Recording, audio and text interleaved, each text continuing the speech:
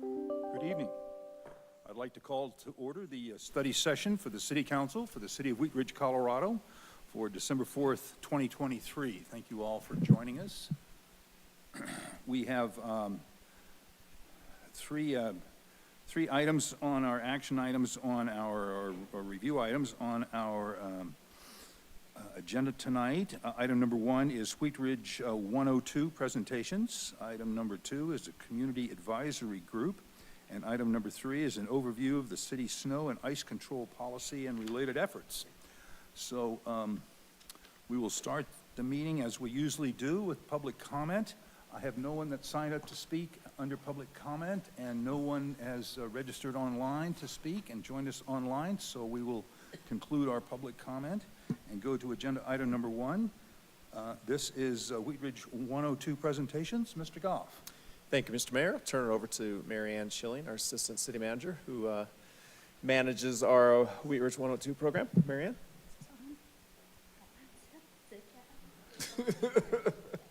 Table. Sit at table. That's what this means. That's okay. We thought there'd be public got comment. We have some new stage directions coming, so just be adaptable. Good evening. Mary Ann Schilling, Assistant City Manager. I'm here tonight with Paige Piper, Executive Director of Local Works. And we're just going to give you a little bit of background information on this 102 program. As you know, we have variations of the 101 or 102 program going on now for 4 years, and we've been working in partnership with Local Works for that whole time. How this is going to go tonight, we'll give a little background. We'll have both groups give their presentations. They'll have questions and answers for City Council, and then you guys will continue forward. So to kick us off, Wheat Ridge 102 is a new program. It grew out of the 101 program, and both of the partnerships, as I mentioned, are with Local Works.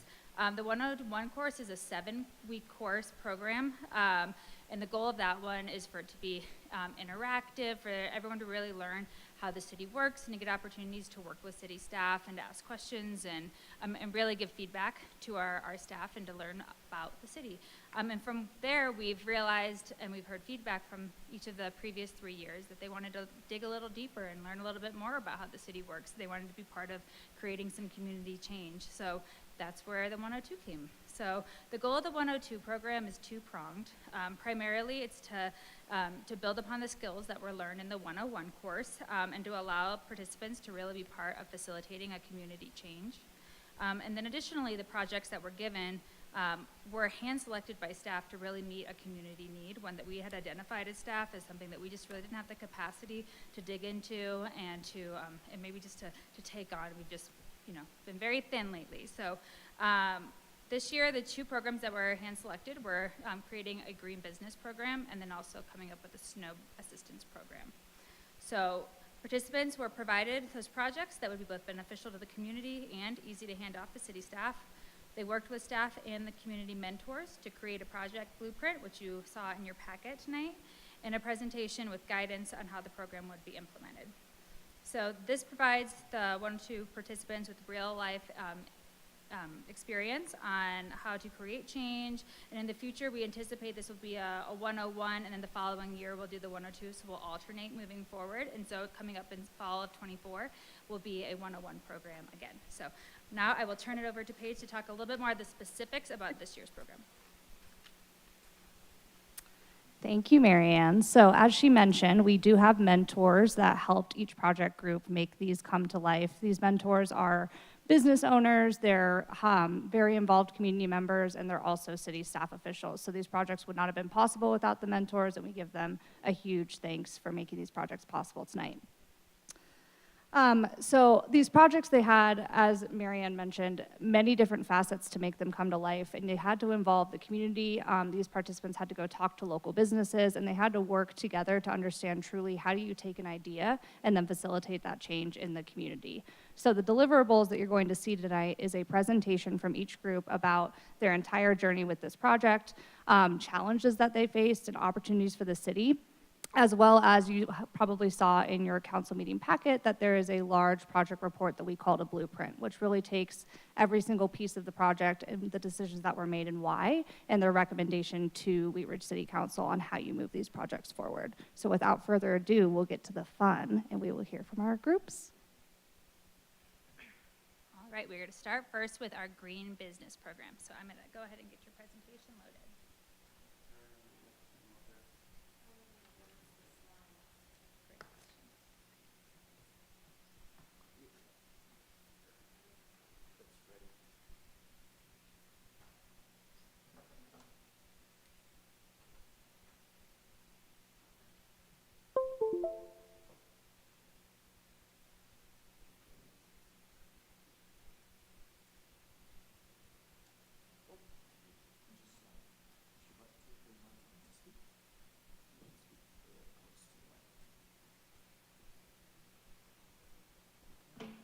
Great question.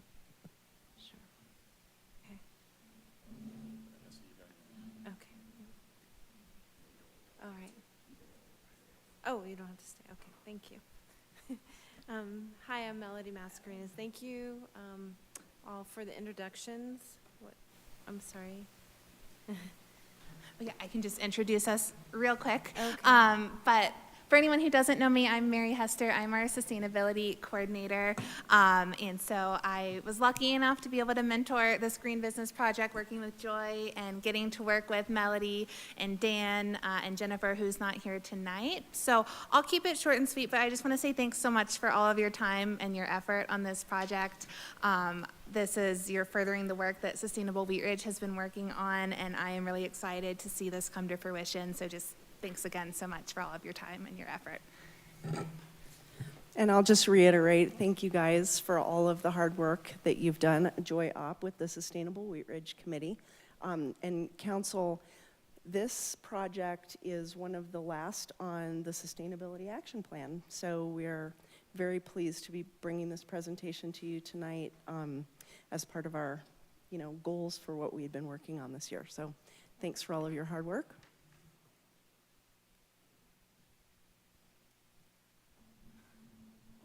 Thank you for the introductions. I'm Melody Mascarenas. I'm a Wheat Ridge resident for over 20 years.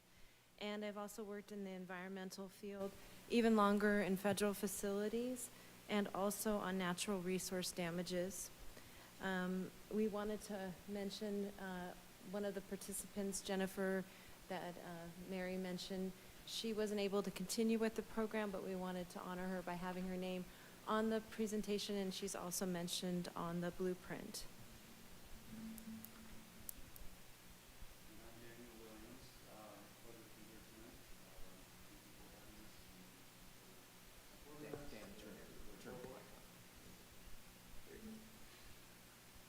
I am a Wheat Ridge resident who's lived in the, Ridge on 38th area for 10 years and have been in the architecture and construction industry for the last 20 years.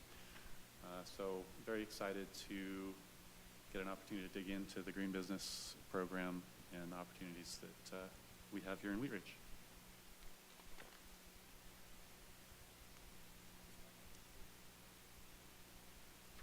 Looks like there's a little graphic issue on that slide, but the purpose partners process aren't actually meant to be crossed out there. I think it was, those are things we like and not things we don't like, but formatting. So tonight we're going to talk about, this is our agenda, we're going to go through the background and the, what we see as the purpose of bringing a green business program to Wheat Ridge, the stakeholder engagement that we've gone through and will continue to go through, and then the implementation, which is really the process of the rollout, maintenance, how the system works. Then there will be a mention of next steps and where we're going from here, and then questions and answers if we have answers. Good. So why green business? Well, green business makes sense. It's smart. We all should be doing our part to mitigate climate change. Buildings account for approximately 40% of energy consumption worldwide, including emissions. But beyond, the science and the metrics, businesses are also important hubs in our communities for social engagement. They can symbolize quality of life and opportunity, equity, prosperity of a community. We want to attract great businesses to Wheat Ridge and for those businesses for the good businesses to stay and to have the resources they need. There's a financial payback, which goes to the smart aspect of being sustainable. Reducing your energy consumption, emissions, and utility bills is good business when there's a payback period. And there are a lot of incentives out there and public utility rebates and programs like the Green Business Program that we're talking about that can offer those incentives for financial payback. And beyond that, going green supports green jobs and green industries worldwide, reduces our emission, our reliance on non-renewable resources worldwide. And then businesses can also be partners for the city in providing education, awareness, and then feeding back into the local economy and support other local businesses, creating a synergy. And oftentimes, the proactive businesses who are interested and have incentives to do this result in great environments, great spaces to host, employees and their customers. So what is a green business program? Admittedly, I came in with an architecture and construction background, thinking about this really in terms of building improvements and in terms of, LEED and the types of programs that where you get a certified green building. And green business goes beyond that. It really gets into policy and management and staffing and where you source your products and what kind of products and business sector you're in, where you locate your business. And then how you can reduce those waste streams and how you can create a great occupant experience. In addition to just physical building improvements, occupant comfort and occupant health and well-being is important. Goal for sustainability, indoor air quality, access to natural daylight. And then outside the physical building as well, the immediate site and surroundings. Are there opportunities for business occupants to have fresh air and spend time outdoors during the day? Another big piece of the purpose and why we're really here, and I think why we feel so welcomed by the community, is that Wheat Ridge has already embraced this in their 2035 vision statement. And where Wheat Ridge is an attractive and inviting city and community for families, Wheat Ridge has great neighborhood, is a hub of commerce with choice economically viable commercial areas, and has diverse transportation, and is committed to environmental stewardship. And its residents enjoy an active, healthy lifestyle and are proud of their hometown, and we want to build on that, build towards that vision. And then the Sustainable Wheat Ridge Committee. Okay, so we have seeing a few more little formatting blips, so apologies for that. But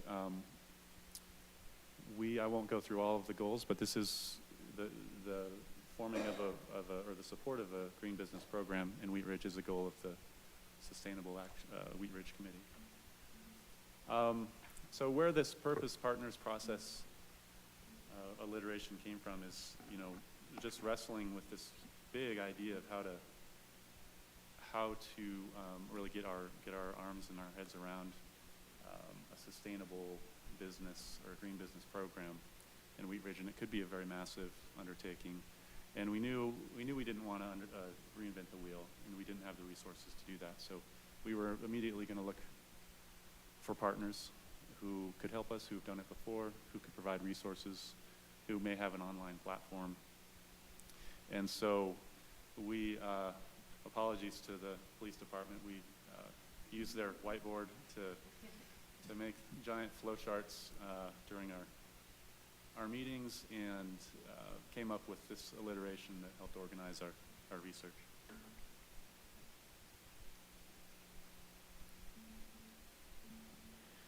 So part of this program was stakeholder engagement, as Dan mentioned, partners on our agenda. And as part of our research, I went out and interviewed a handful of businesses. And I found that the businesses that I interviewed were interested in becoming green and more sustainable. And so some of those businesses were along 38th, just like in the picture there.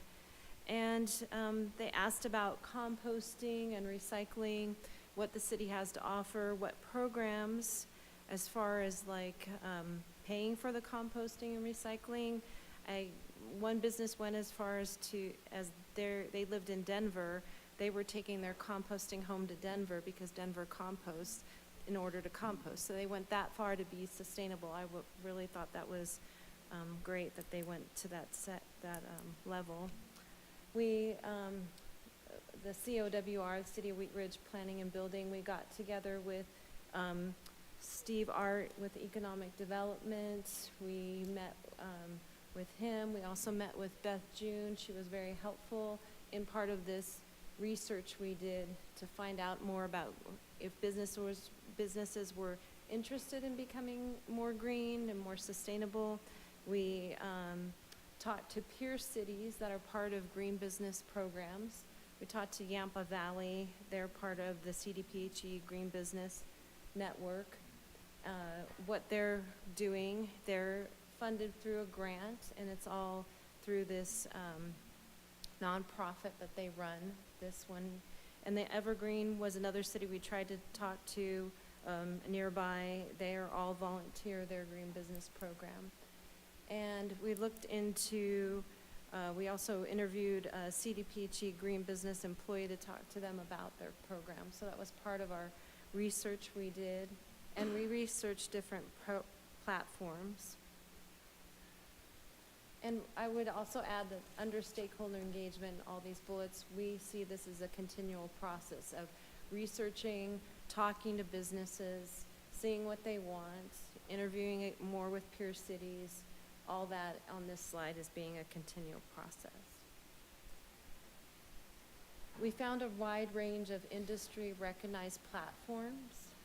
We under government-sponsored, funded programs and third-party certification, as Dan mentioned, LEED certified.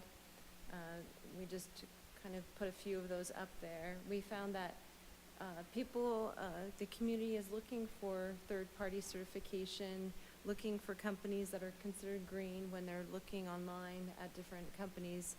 And let's see here, some cities had their own programs, green business programs, beyond the CDPHE program. And Boulder has a PACE program, I think it's called. There's different ones in different cities that are not through the Colorado Green Business Network through CDPHE.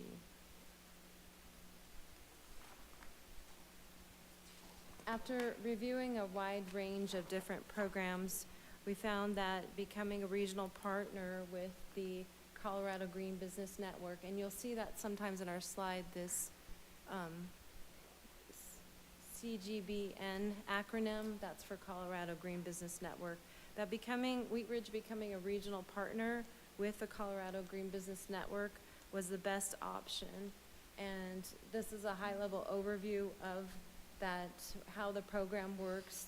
You have the Colorado Green Business at the top of the triangle, your regional partners working with the local business, and Wheat Ridge being the regional partner, working with the over 900 local businesses that we have in Wheat Ridge. Not all at once, but gradually working to get businesses on board. Some of the benefits from the CGBN to the City of Wheat Ridge. And again, we have the acronyms there, the COWR, the City of Wheat Ridge, and the Colorado Green Business Network. The benefits is it's a free and totally volunteer program, and they support and reward businesses for being engaged. And it's an organization that tries to get people, or I should say businesses, more sustainable. So that's the goal of this whole thing with the Green Business Network. We have, the regional partners would have access to industry tested and recognized program. And part of that is like the training and mentoring they would provide, not only to the sustainability coordinator in the city of Wheat Ridge, but also to the businesses. And they have a green business tracker that they use, and there's different levels that will go into that detail of when you apply to be a business with the green business tracker, you get so many points, and then every year you're using this program to track your business, from your using LED lights to changing, putting in solar, and they're tracking all that, and you're getting points for that. You have access to co-branding with the Green Business Network, kind of like how Dan put up on the side of the slide over there, City of Wheat Ridge and the Green Business Network. There's different free workshops and events that they have available to the different businesses also, and to the city. The benefits for the business are ongoing technical assistance, opportunities for fundings, newsletter, access to the free workshops again. You could have quarterly events with technical experts, and your businesses could attend those, is one example. There's the support and recognition you get from the Green Business Network. And the business also has, if you join the Green Business Program, it helps reduce costs, but also helps with compliance. So because you're working with CDPHE, some businesses are permitted. There's a permitting process that some businesses like hazardous materials, waste management go through. So you'd be working with the Colorado Green Business Network and also working with your permitting entity with that. There's, like it says that there's support with regulatory assistance. They will go into a business, the Colorado Green Business Network, and do an evaluation of the business that could take up to an hour, and provide you with kind of a roadmap of what you could do to become more green, and that you could use that continually in the business to help support becoming more green. These are the different recognition levels I mentioned, kind of like the Olympics. You got bronze, silver, and gold. And there's also a green level, which is like the basic level. But when you apply into the program, so once Wheat Ridge becomes a regional partner, which we'll go into that more later, but there's a timeline for that. Then a business, once we become the regional partner, then different businesses would go into the tracker and apply to become into the program. And you'd have from that, a business could be on the bronze level, silver, or gold, depending on how much effort they want to put into it. It's a total of 380 points from this CGBN, but you can start off on a low level and work your way up, or just always stay at that level, however you want to do it. This right here is a map provided by the Colorado Green Business Network. Also have a link to their page right here. The closest regional partners to Wheat Ridge are Fort Collins, Yampa Valley, Steamboat Springs, who we interviewed. And I don't know if I mentioned, but their program is funded by a grant through their USDA, through this nonprofit that runs it. Evergreen, Erie, and many others. We heard that Boulder and Denver are applying from the CGBN rep that we met with. And there's other cities applying now in the process also. Did I miss anything?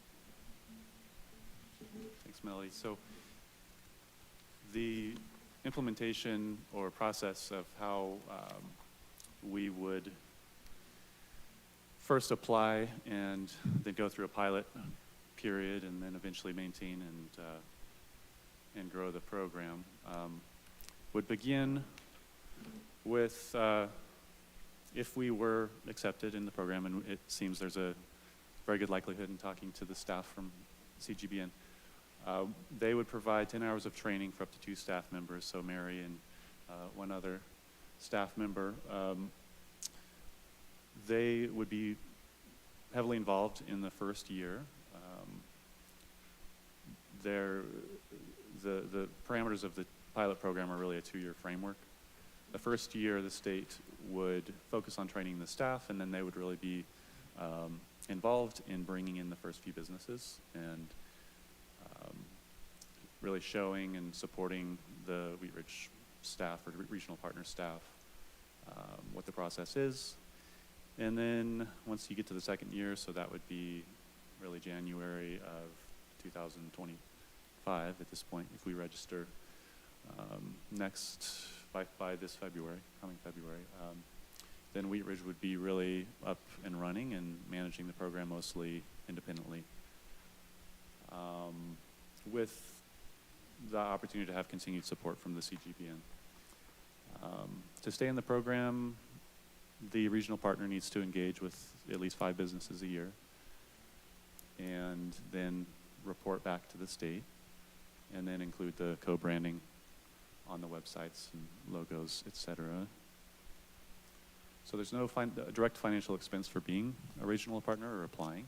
There's some internal expenses associated with a dedicated staff member needed to run the program locally. So after that training and pilot period, and during the pilot period as well, a staff member the anticipated workload would be about 10 hours a week for that staff member, with some additional support needed for intensive periods. Some of the more intense periods would be signing on a new business or reaching out, doing site assessments, doing additional research if there are special requirements. So there's such a range of business types and business needs and business sizes. There's businesses who are very simple, just small tenants, or retail tenants, and then there's hospitals. There's very complex organizations who would need a lot of support from the professional industry in terms of design, building, mechanical HVAC, and on and on. So to get that expertise, the local staff member, of course, no single person is going to have all the answers. So one of the areas that the CGBN really provides a valuable resources is in their directory of resources and their long list of partnerships, and they can really point you in the right direction. What kind of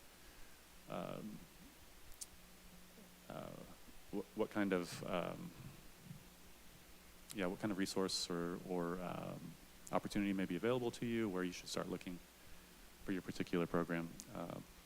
Additional budget items could be marketing materials and outreach. So the program in Yampa Valley, their initial budget for the first year was largely spent on lunches and outreach and marketing materials, bringing in some outside consultants to continue the training. There is a possible stipend for an intern. There's an opportunity for an intern to be, there's a scholarship that the CDPHE provides for an intern in the first year. We would also be applying for that. Going beyond that first year, I believe it would be kind of within the city budget to provide the intern or additional staff. Again, just the application and training timeline. So in the year one, so February 1st, this would be upcoming February 1st, 2024. We would have our application in to be reviewed by the CGBN. They'll review in the month of March, and then we'll hear back. And then by April, we'll be starting to pilot and bring in new businesses. We'll be doing training and kind of officially in the program. The year 2, as I mentioned, January 2025 would be when Wheat Ridge would take the program on more independently. And So as Dan mentioned, the next steps are the application, training, and onboarding. So the application would take maybe 1 to 3 hours, I think is what the CDPHE Green Business Network staff member told us. The training and onboarding is 10 hours. That would be Mary and maybe what we're imagining is someone from the Sustainability Committee. Pursuing funding and grants for the intern.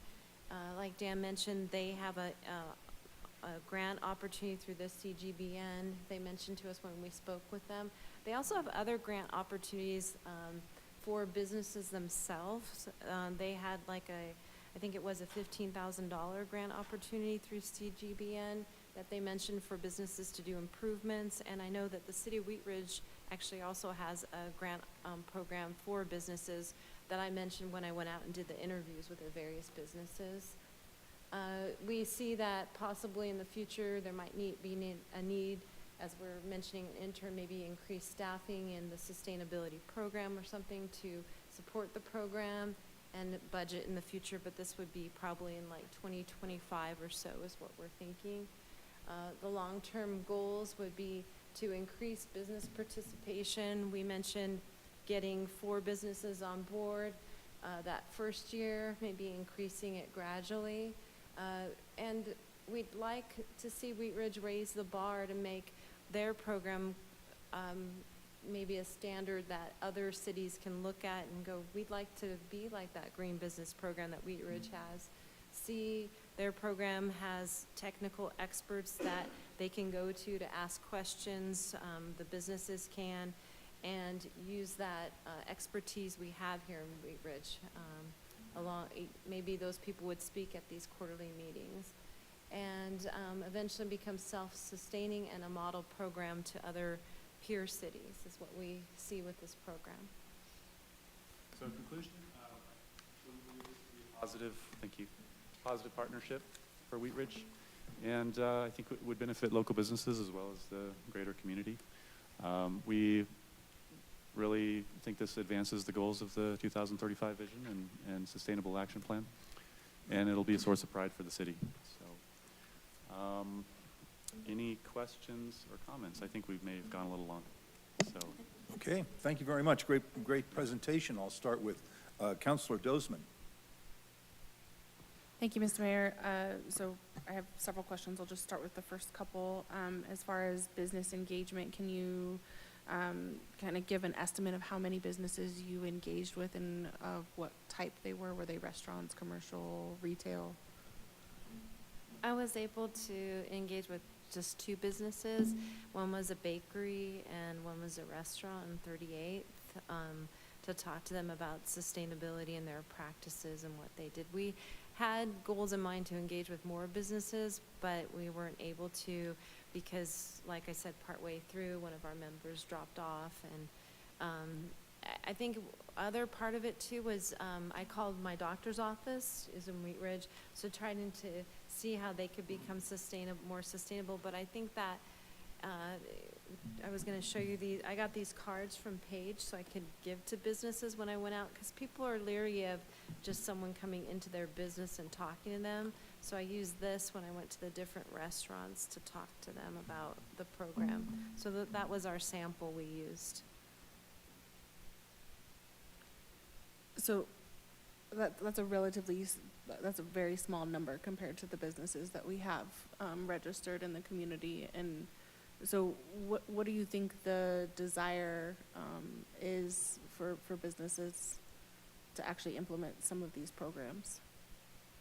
I would say the desire is high. I know that the Sustainability Committee actually had interviewed businesses before this in their research leading up to this, and so they had some other businesses they had interviewed, and those businesses were interested in the program. We could definitely, if we had more time, interview more businesses in the future. I think that having intern on board or someone who has the time to go out and talk to more businesses would be valuable for the city to do that. We just didn't have the time to do that. We've all worked full-time, and this was a volunteer project.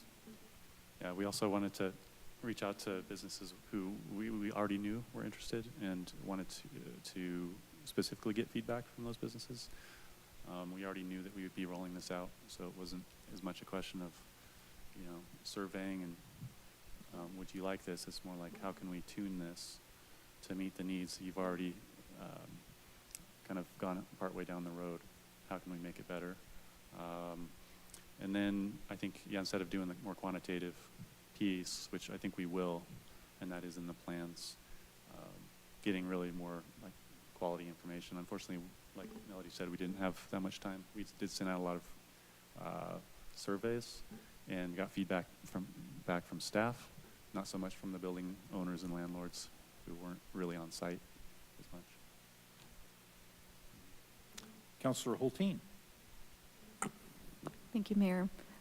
Wow, thank you guys for your time on this project. It takes, as I'm sure you learned in this process, it's a lot of work to come up with ideas and vet them out and then go out into the community. And so I'm sorry you lost a team member. I know that has a huge impact, but I just really want to recognize your willingness as a volunteer to do the program, because in my experience, it's the best way to learn how the city works and in the role of its citizens and shaping it. And I will say, there's no better city on the planet Earth than Wheat Ridge at taking work like this and actually doing great things with it. So thank you for that. I do have a couple of questions for you. First of all, you know, if this were wildly successful, like what would you see the impact, or what would be different in like 2 and 10 years in the city?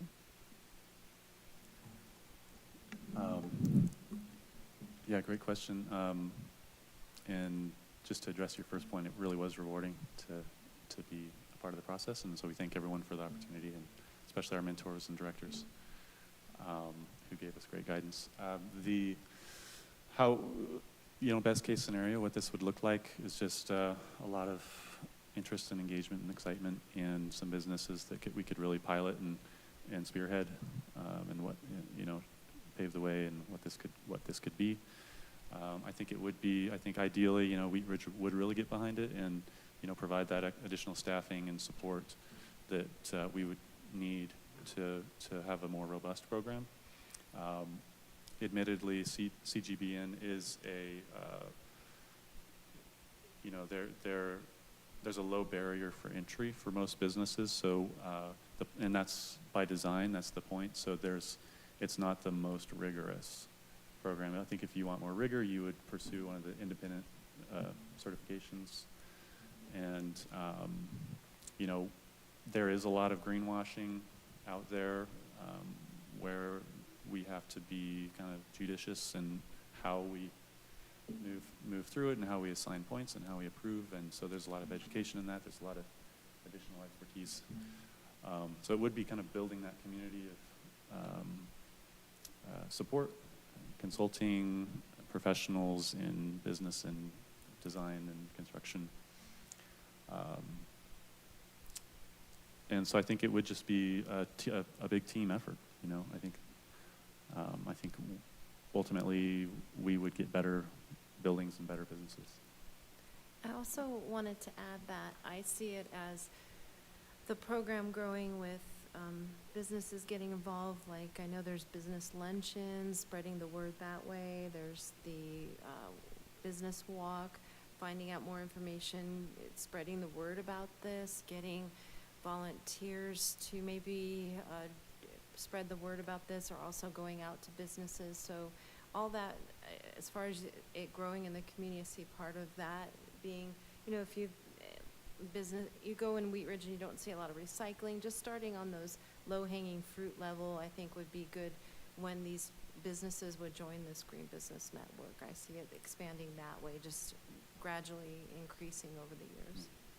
And just one more thing to add is seeing it start to be adopted and embraced by other departments like planning and building, and landscape, and public works, and Parks and Rec. And I think seeing the synergies that could happen there. I think the building and planning goes through their code adoption cycles, where they recommend amendments to the building codes, and that's a place where we could plug in and look at best practices and bring in consultants. And then the planning, business check-ins that the planning department does yearly, every year, where they check in with every business in Wheat Ridge, and how that becomes part of the packet to look, here's your opportunities, here's some incentives, here's some fees that can be, rolled into the business licensing process that's already in place, that could be waived if you're a participating member. Businesses who don't participate, maybe they're the ones that are paying for the, some of the additional fees to support that program. So I think looking at those opportunities and those intersections would be a way this would be successful. Great, thank you. So you kind of addressed my second question a little bit, but my experience with anything kind of programmatic like this that's around building a culture. And so I'm curious, as you were working on this, like what role you saw the Wheat Ridge Business Association or the Chamber as partners around doing that outreach and encouragement for businesses and building the culture of participation. Yeah, maybe you guys want to talk to that? Sure.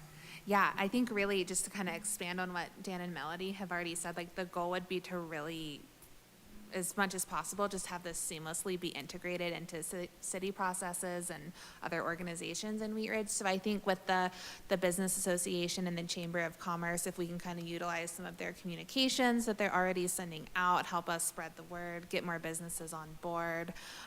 If we could attend their meetings, or we've tossed around the idea of like quarterly lunch and learns and having experts come in, but just kind of working with what sort of processes and I guess programmatic offerings they already have on board to just integrate a green business aspect into that, is how I see that happening. Okay, great. Well, my couple of comments just are, I think it would be a really great opportunity for an intern in the city to come in and promote this program. I think I could really see that being a great learning opportunity for an intern and a good use of a city intern. The thing I'm a little concerned about is just small businesses, and a lot of business owners are busy.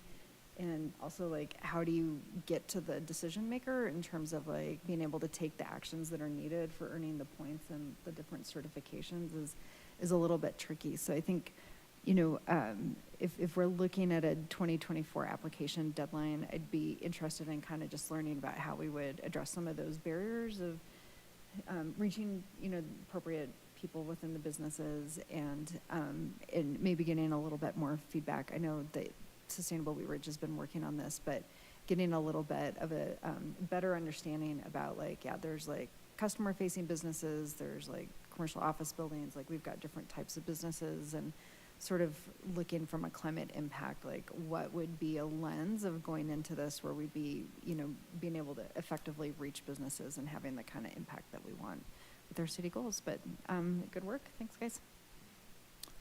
Thank you. Councilor Weaver. Thank you so much for all of this work. My question piggybacks on what Councilor Hulteen was commenting on. I am in the food and farming business in Wheat Ridge, and I think that what can happen, I have applied for some of these different green business certifications, and it occurs to me that to many of your points that you've made, there's some low-hanging fruit around businesses that we have in Wheat Ridge that are food-based. And to your point, they often don't have time, but they are and Jenny and I could probably talk about, we buy compostable packaging, we spend more money on it, we make sure our waste stream is good, we try and, in the farming business, I'm helping food businesses remove waste to feed to animals. But a lot of those things are not listed on these higher level green business types of things. And I love all of this program and spent some time just personally going through it. And I think it's a great option. I would also love to see, and just hear your comments on this, I'd love to see some sort of local Wheat Ridge way that we as a Wheat Ridge business can say, hey, I'm doing these sustainable things, and not to greenwash, to your point, but sometimes I get asked, I know Jenny gets asked, tell us what you're doing that's sustainable, but it doesn't quite check all the boxes on a more higher level, I can't afford to put solar right on my building right now because there aren't it's a long story, but there aren't the right incentives. So, but I am doing a lot of other things, and I'd love for people to know that because they have those questions when they buy a food product from the farm or I'm sure when they buy things from you. So it would be really cool, and I realize this is above and beyond what you did, and I think this is absolutely fantastic, but to both the Sustainability Committee and sort of your thoughts, it would be fun to have sort of that beginning level of because I know that there are many people who own small businesses in Wheat Ridge who want to do the right thing. They're choosing to do the right thing, but they don't have time, because they're spending so much time finding a farmer to pull out their waste stream, they're not reporting it to anybody, and they're not, does that make any sense? It would just be neat to have sort of a stair step, because some of us are never going to get to the point where we're going to be LEED certified because we already are working with old buildings and things like that. So my comment would be, this is fantastic. Let's make sure, to Rachel's point, it can sort of, we have something that can consider all businesses and they can feel a part of it, even if they never get to that higher level of official state CDPHE certification. Oh, it has all these levels, You have the bronze, silver, gold. There's even a green level where you can just do basic. You could become part of this network.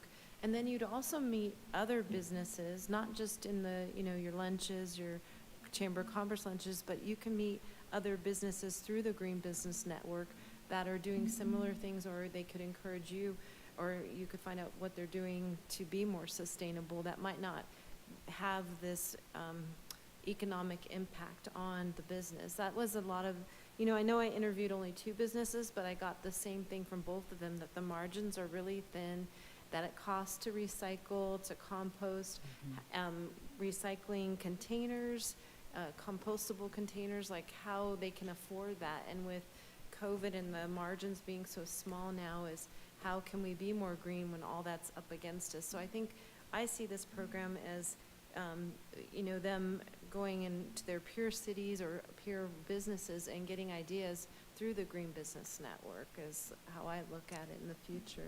And I think that's awesome. I just would hope that Wheat Ridge could also reach out to those of us who do not have time to do a lot of that networking, because I do think it's a fantastic program, and I love what you guys did here. So thank you. So the Green Business Network has been active for about 20 years, but the Regional Partnership Program has only been introduced in the past few years. And I think the reason for that is so that the local communities can address those local needs better. Yeah. So there's not just, a small business owner working with the state, right? So that there's a local Exactly. network for support and, what, specific, issues you may have in that community. So yeah, I think that is the goal, that there's, that it's community-based, right?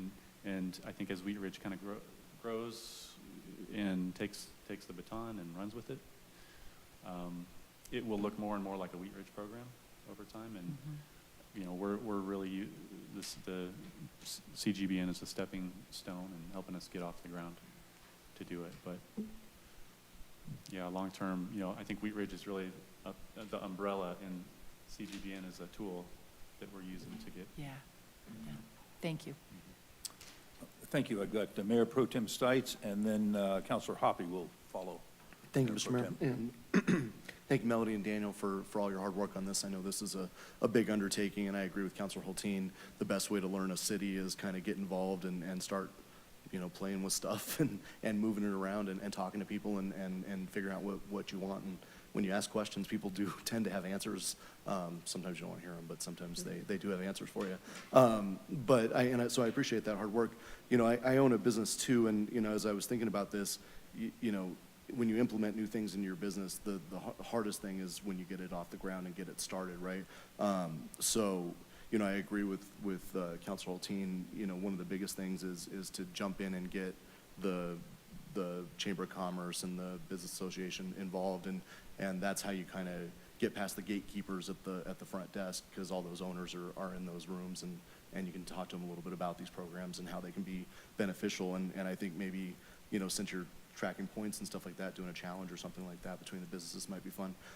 When you talk to CGBN, did they have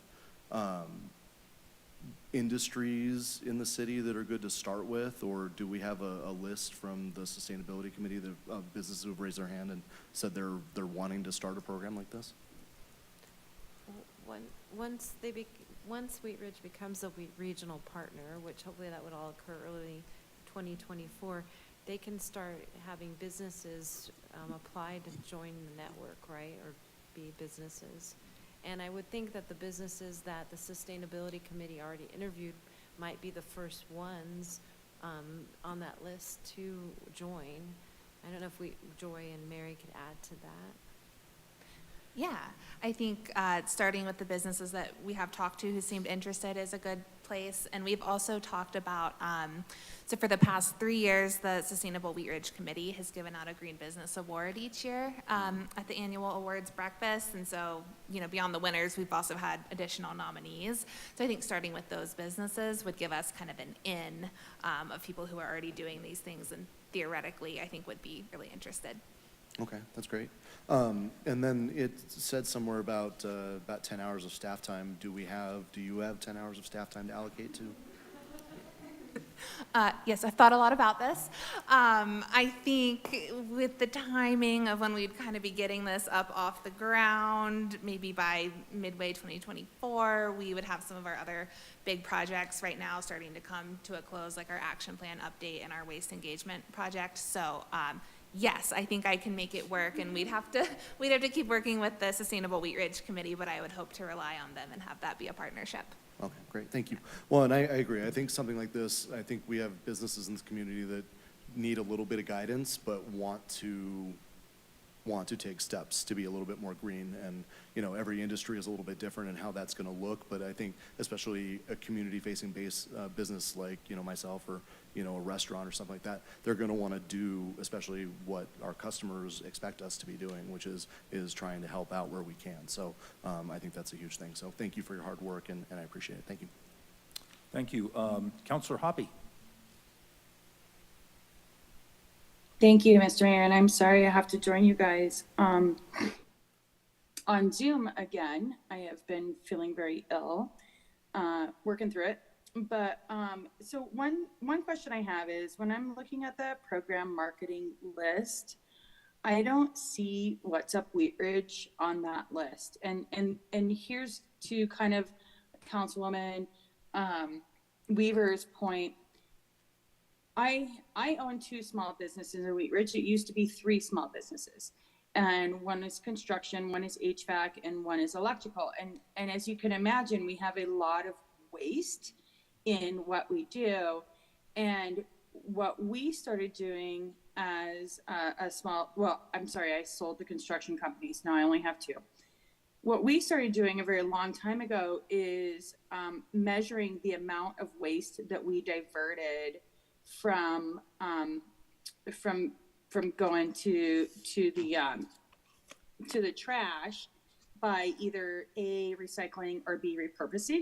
So like repurposing carpet, cabinets, flooring, recycling old HVAC equipment, recycling and stripping wire. And what we did on our website is that we would measure that and then promote that on our website. So like that's a very low hanging fruit, which is something I think Councilwoman Weaver was kind of getting towards, is that if we added What's Up Wheat Ridge to like our program marketing, and we could put businesses on there that maybe they're not necessarily at the bronze, silver, or gold standard, but they're still doing the work to divert things from our landfills, then we could send that message on the on the What's Up Wheat Ridge. Like they could, you know, self-measure and proclaim that and put that on the What's Up Wheat Ridge, and then we can celebrate everybody. So maybe they're not at bronze, silver, or gold, but they're also working very hard, and these are the things that they're doing. And so I just wonder if that was something that you guys had considered as one of your pieces, or one of the parts of like the program marketing.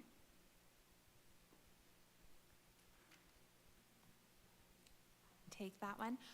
Yes, that's a great point. We should have listed What's Up Wheat Ridge on there. I think I was in newsletter mode, but we could definitely make a page for the program on there, and there's a lot of interactive features that we could add. So we could definitely look to that to be the hub for just kind of information and recognition for businesses on that page. And then just maybe one more thing that I'd like to add about the recognition piece. We've also talked about trying to incorporate that more into the annual business awards each year. And so we could, either have something printed out or just spoken out of all the businesses who have participated and what level they're at, and just try and highlight them through that way as well. But for sure would want to utilize What's Up Wheat Ridge. And Great, thank you. I don't think that we touched on for recognition, once a business becomes part of the Green Business Network, there's a yearly recognition event.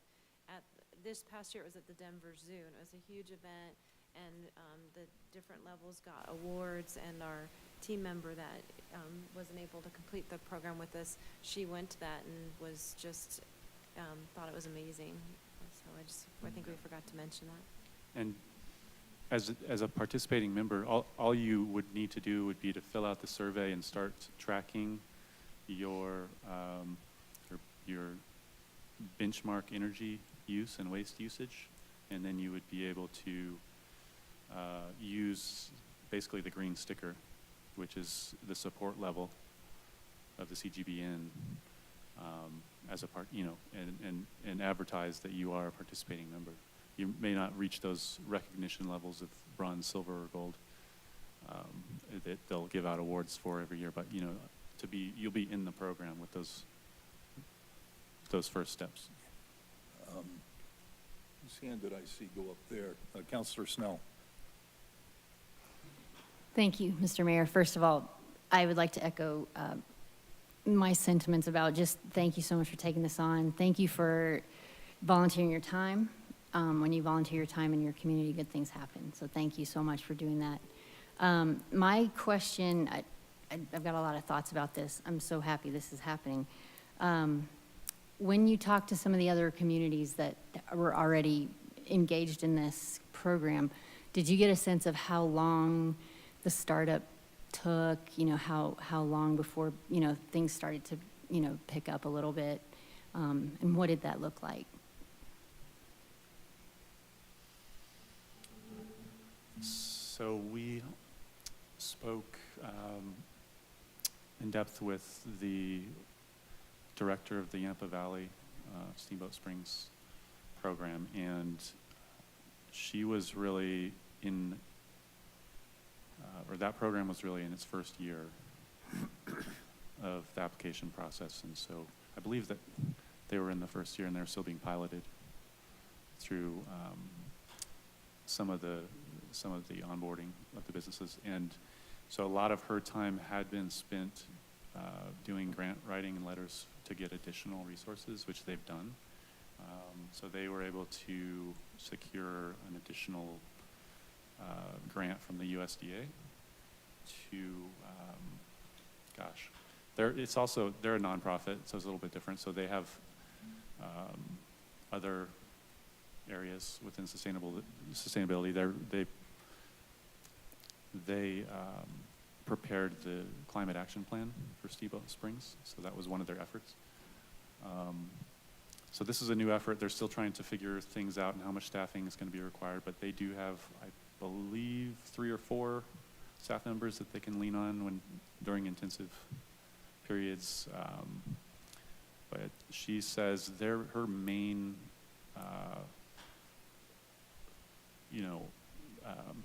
their main focus right now is to put together these outreach events and get businesses in, align them with experts and consultants and utilities, who can offer these rebates, and kind of getting everybody in the same room and matching resources and opportunities.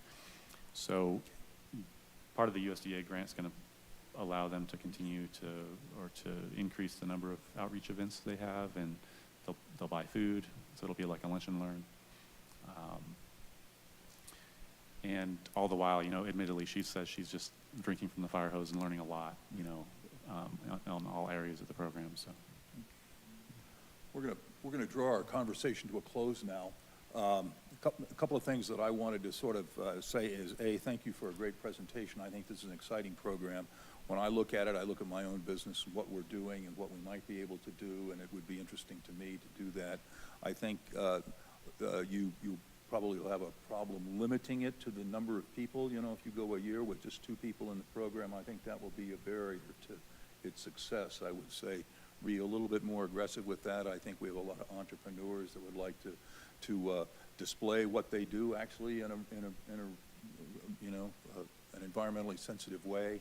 And so I think there'll be a lot of camaraderie and a lot of energy into that program. So, but I want to thank you very much for Councilor Dozeman has one more question. I have a few more, actually. Okay. So I see that the citywide composting is listed on here, and I know that we had partnered with the Scraps organization. Can you kind of just give an update as to where we're at with that and how that program went, or if it's still in place? Yes, so we are still partnering with Scraps to offer people 2 months free who sign up to use the drop-off locations that we have at City Hall. Well, it's been temporarily closed, but we're working on getting that back online, and then at the rec center. I am blanking on the exact numbers that we have enrolled, but I could get that to you. I think it's somewhere in the realm of about 115 people who have come through the program. So we are still offering that, and then we still partner with Scraps frequently. Well, not frequently, but we've offered our fall yard waste events and are planning to increase the frequency of those events. We have not really worked with Scraps in the sense of partnering up with other businesses, but I think that is something, it seems like there's a desire from businesses to work on reducing their waste streams, and so it seems like that could be a really good partnership for us to branch out into. Okay, and Melody, you had mentioned like that margin for businesses, and so can you talk about like tangible incentives that would maybe offset costs for businesses? No, that's on. Just from the limited amount of talking with our group was, we thought about, I don't know if this is what you're referring to, is that starting with the city assisting with the recycling and composting for the businesses, and also branding with the Green Business Network. You know, that could be something for, one of the businesses I talked to mentioned that their customers bring in their own to-go containers. So couldn't the city provide some of those? It's kind of like like we were talking about low-hanging fruit, like something that's branded that people would take to the restaurants with them. I don't know if that answers your question or not, if there was something else you wanted to add. So there's the $1,000 scholarship or matching grant that is already available for small businesses to incorporate an approved project. And then there's additional funds that are available through the CDPHE as well. So that would be just an example of some incentives that right off the bat. And then there's some other incentives that people just may or may not know about through public utilities, Xcel, you know, government solar that are coming down the pipe in 2024. And so it's a big part of its education. So as far as long-term goes then with either bringing on an intern or increasing staff, like what kind of costs are we looking at as far as the city goes? Because what I'm getting at is my concern is that we haven't had a robust amount of engagement, and I really appreciate the work on this, and I understand that, you know, partnering with the CGBN would allow us to have more engagement and to seek businesses that would be interested in this. I don't know that the costs necessarily outweigh the benefits at this point in time because of the margin that businesses are operating, you know, are so significantly narrow.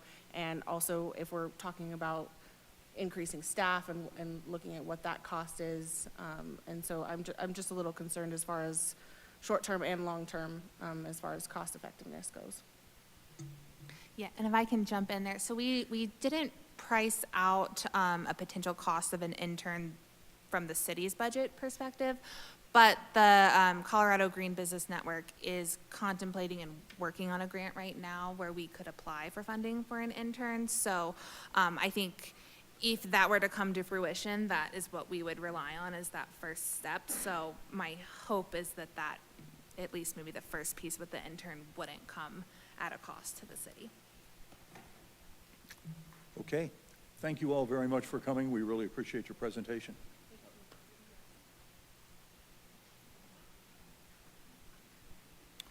All right, up next, we have our snow removal assistance program.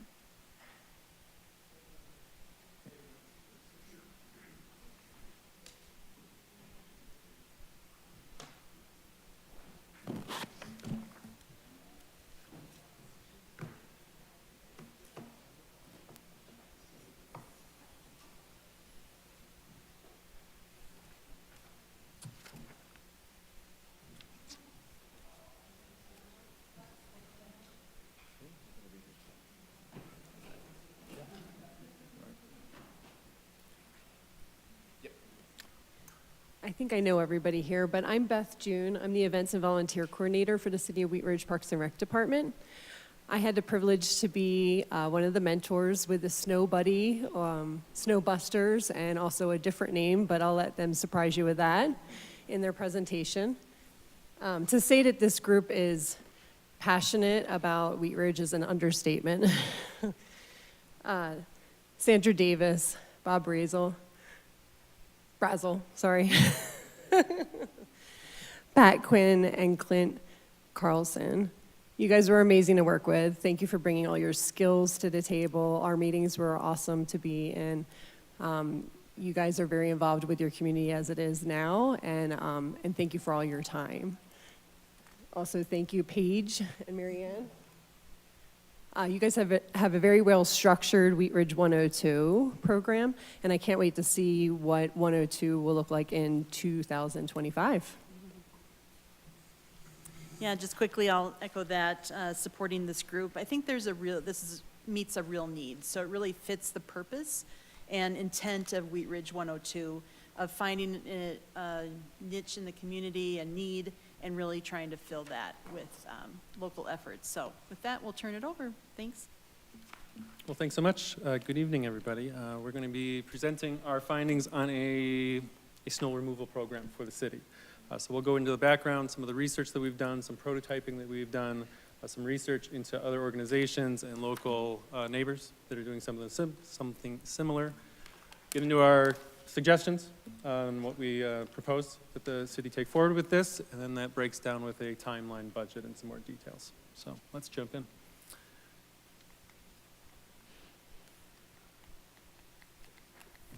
It was working a second ago. I sat down and tested it. We should be at slide 10 now, right? I should have jammed all the way through, yeah. Huh.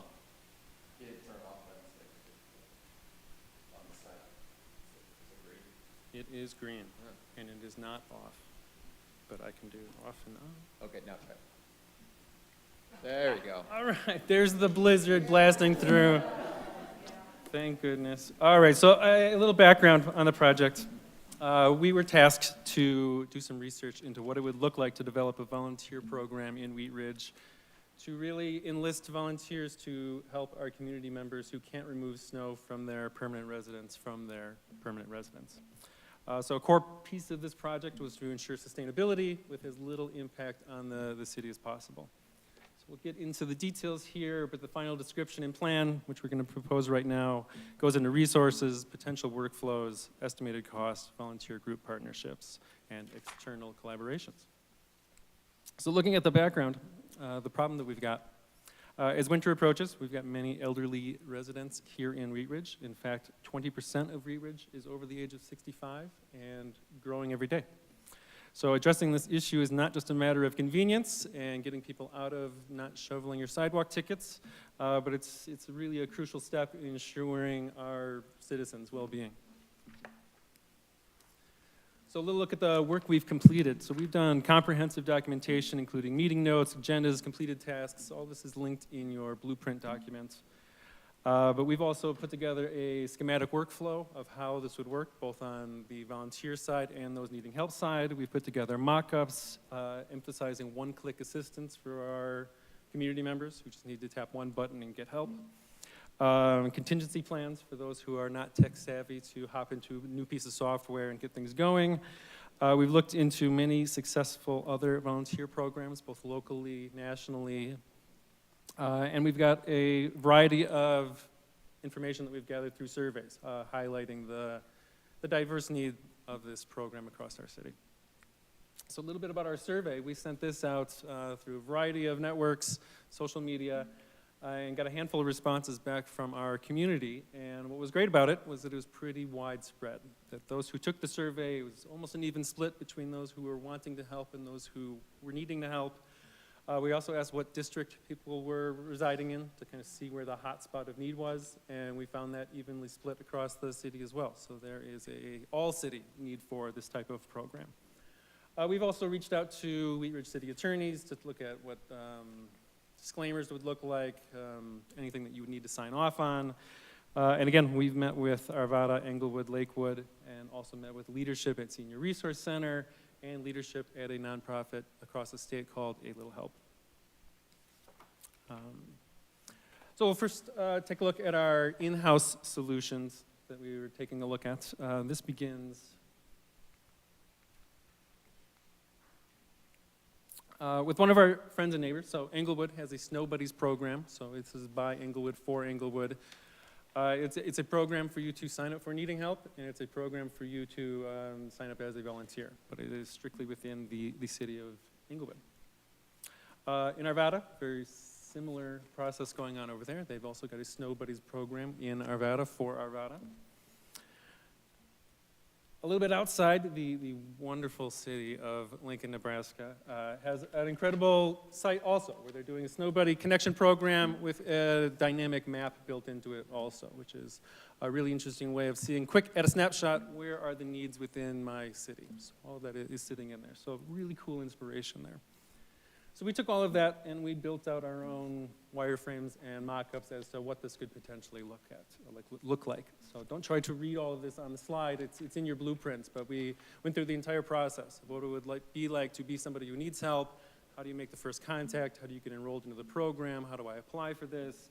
And then on the other side, from a volunteer's perspective, how do we get a background check in place? How do we coordinate you with the people that need help? And we really looked at this phone app prototype for our people with need. So you'd enroll in the program, and the app would have a single button, the most basic app you can imagine. And you would tap that button, and then that would flag you into the system as somebody who needs help.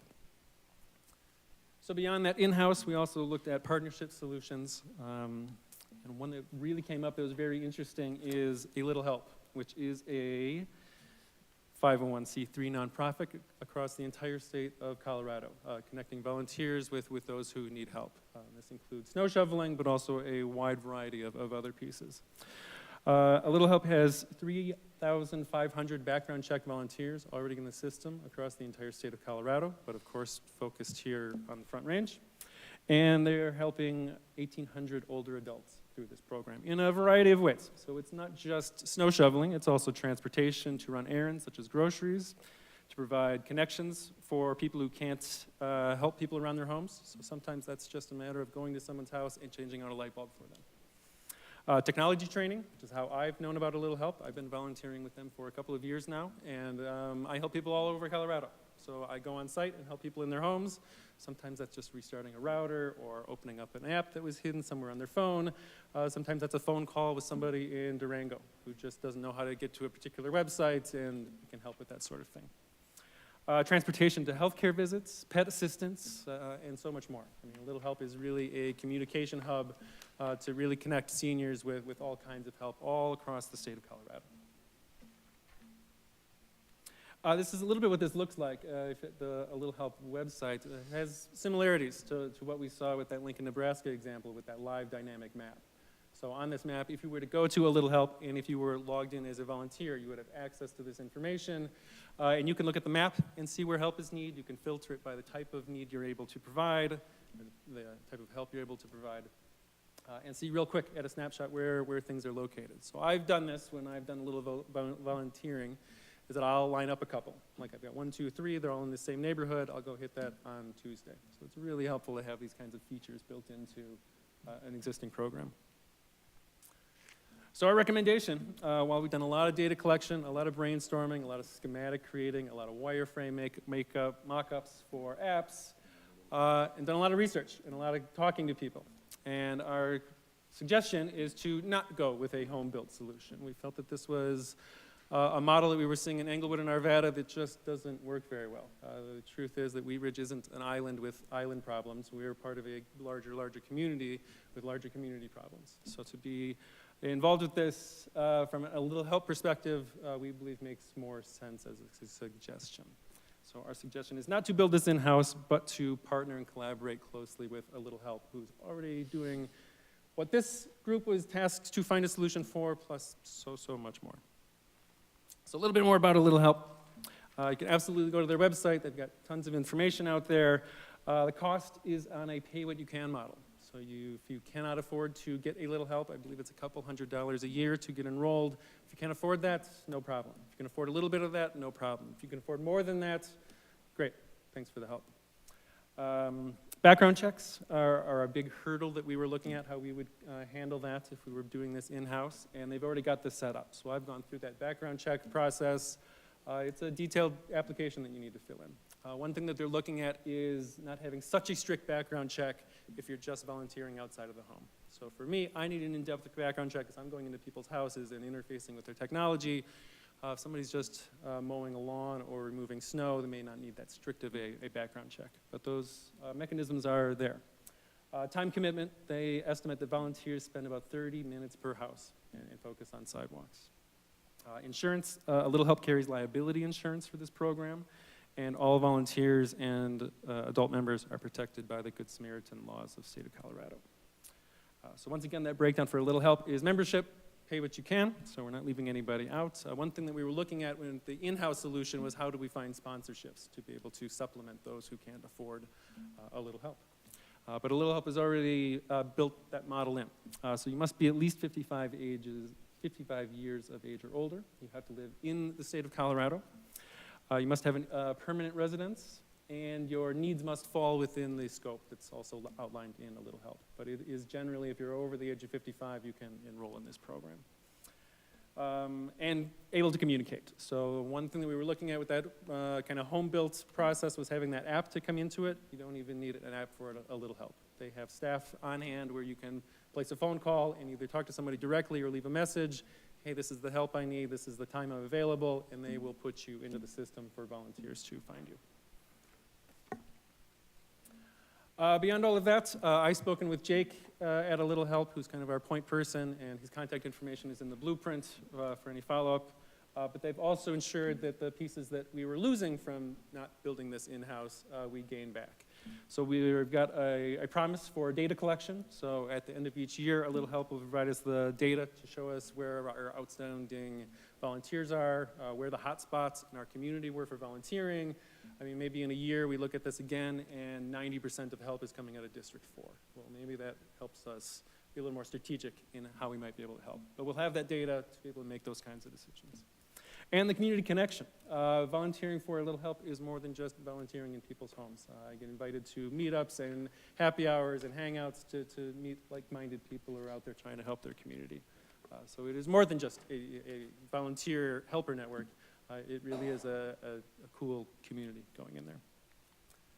Our timeline, one thing we wouldn't want to do is overburden the A Little Help with throwing in a whole bunch of help without providing A Little Help. So the suggested timeline would be, if the city wanted to move forward with this, we'd be looking at January as a broadcast call for volunteers and get some more helpers into the system before we follow up a month later with pushing people who need the help in there. So hopefully we're not taxing the system by just jumping in and going in so big, so quickly, so huge.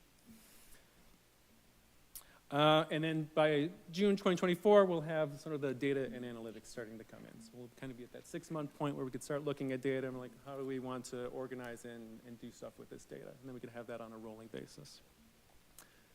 Our budget is absolutely minimal. It wasn't on the other suggestion where we were building apps and all these processes. But we've got a minimal budget. So our marketing and digital navigator, just to help people sign in, we scheduled as $500 a year. So pretty minimal. Sponsorship for those who cannot afford a Little Help is at $0 a year because that's built into the A Little Help model.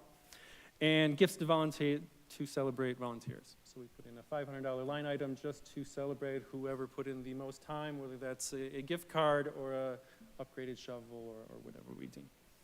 But beyond this budget, there's some interesting numbers on the people that we help. So A Little Help breaks down some numbers. They estimate that the people that are enrolled with A Little Help, who are getting A Little Help, save $12,700 a year per individual.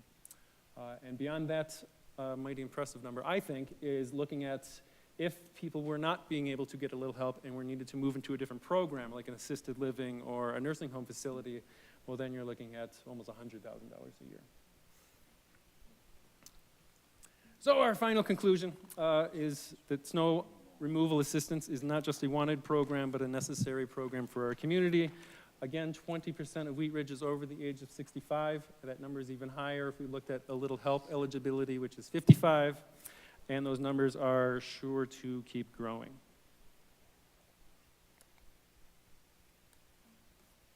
So, beyond communication to the service with citizens of Wheat Ridge, we recommend directly collaborating with A Little Help to best support the connection between volunteers and residents in need.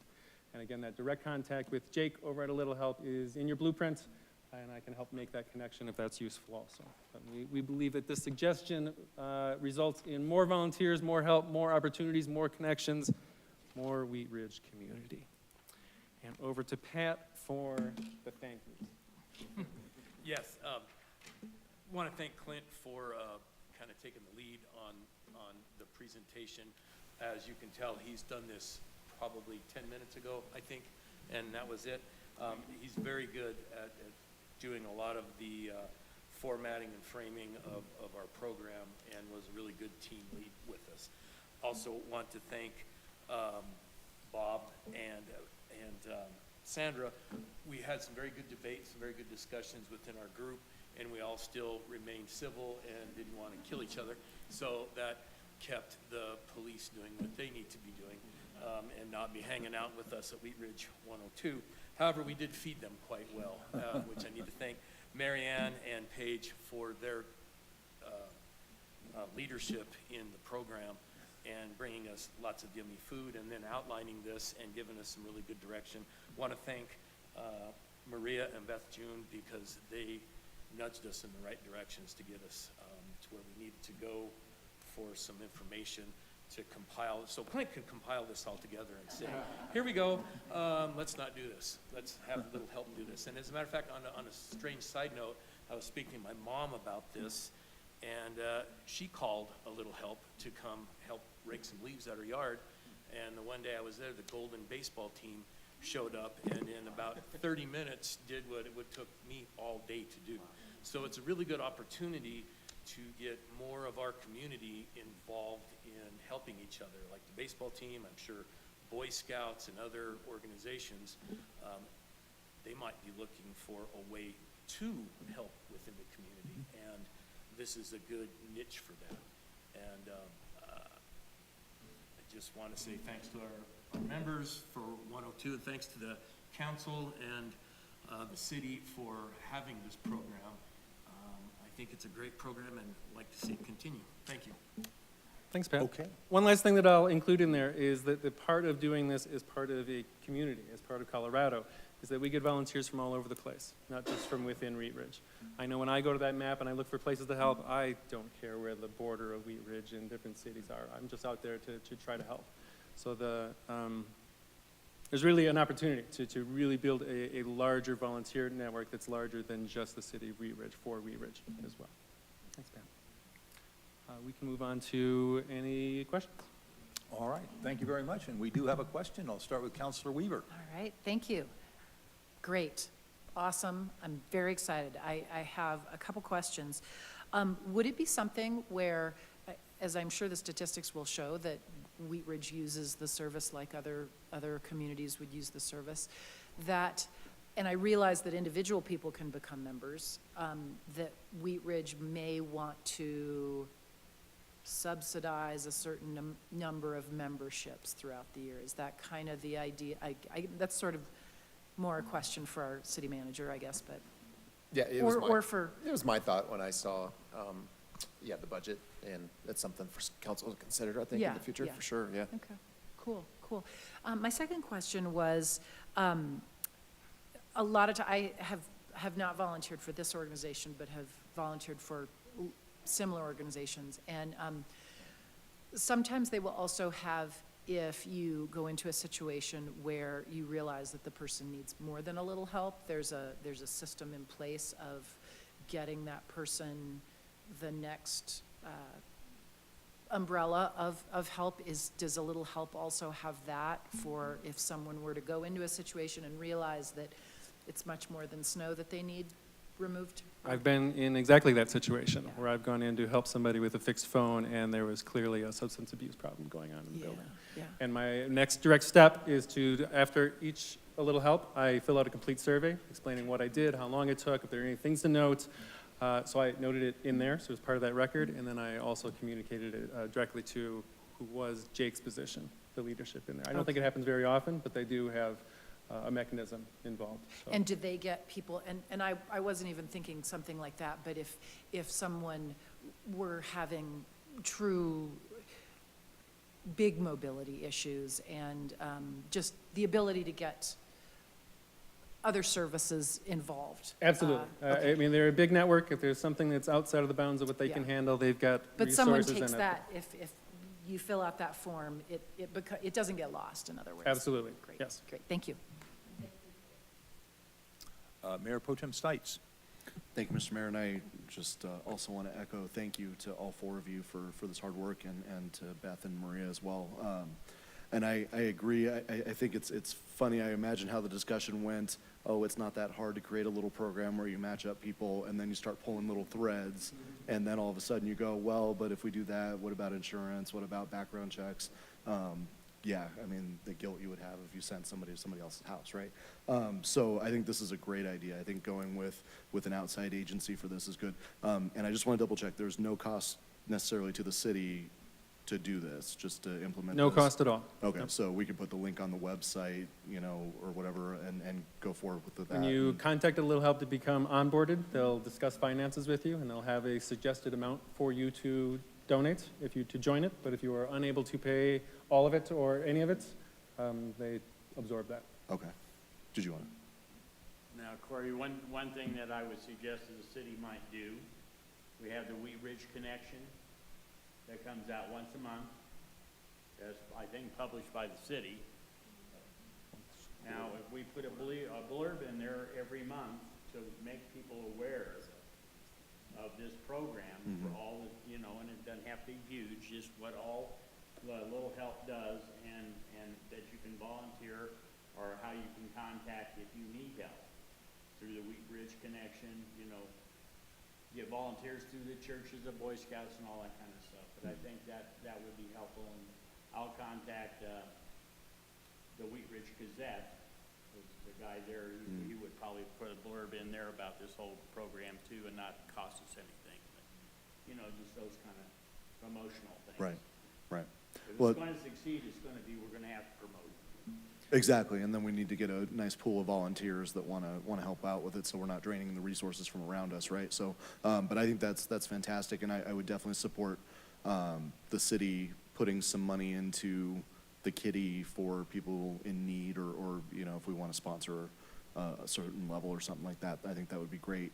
And this also solves, we have a snow shovel problem, but we also have seniors wanting to get to doctor's appointments, all that sort of thing. I think my mom and my wife spend a good chunk of time driving people around to and from the pharmacy and things like that. So I think this would be a great definitely thing to implement. So thank you very much for your hard work. I think this is fantastic. Appreciate it. Thank you. Councilor Hulteen. Thank you, Mayor. And much like I think the last group, thank you guys so much for your time and passion. And as has been said many times tonight, great things happen in Wheat Ridge when community members get their heads together to figure out what's the problem and how to solve it. I think one of the things I really particularly like about your presentation and program ideas that's really centered on partnership. And we have so many great organizations, both anchored within Wheat Ridge and that Wheat Ridge is adjacent to and part of. And so I love that you went through figuring out the app, but then at the end of the day, a lot of times it is our existing partnerships. And I know, I'm looking around the room at a lot of all you all, a lot of times our partners are really grateful for Wheat Ridge when we come to them with, here's how we want to partner with you, because Wheat Ridge is a great partner, because we bring a lot of value to things. So I just want to recognize that. I'm more ideas than questions on this one. I was thinking about it kind of at the higher level, and I think this works with the volunteer solicitation. Local Works has a party trailer coming online in 2024 for block parties, but I think creating a communications toolkit for block parties, because really that's a great opportunity for neighbors to be like, oh, I think I know a house that, you know, I think I know a neighbor who might really benefit from this, and I'm the neighbor who would like to help them. So I think block parties, if we can create some like just a toolkit or a little thing that can go with that party trailer, so neighbors can both be stepping up as volunteers, but also recognizing their neighbors in need who may not actually know about the program. And then absolutely, it's not something for like the people who are the best at it. Everybody gets a Snow Buddies hat. It's like one of the bobble hats. Like every Wheat Ridge volunteer who signs up for this program and does like 2 or more shovels gets a bobble hat, because I want, and they're going to be bright and noticeable, and I want us to like really like create an identity around when you drive around and you see someone in their bright orange bobble hat, like that is somebody who's volunteering to like shovel their neighbor's yards. I'd love for us to do a high. Patrick's over there rolling his eyes at me, but I think it's really recognizing it and like making it visible, and something we're really proud of who we are. And I would love for all of our high school kids at some point to shovel somebody's walk, because when I was sick last year, I don't know who shoveled my walk most of the time, but I would wake up and my walk was shoveled, and it made a huge difference because I couldn't shovel it for most of the winter last year. And so this program means a lot to me, because I know firsthand how when neighbors step up when you need it, it like really helps a lot. So good project. Thank you. Councilor Ohm.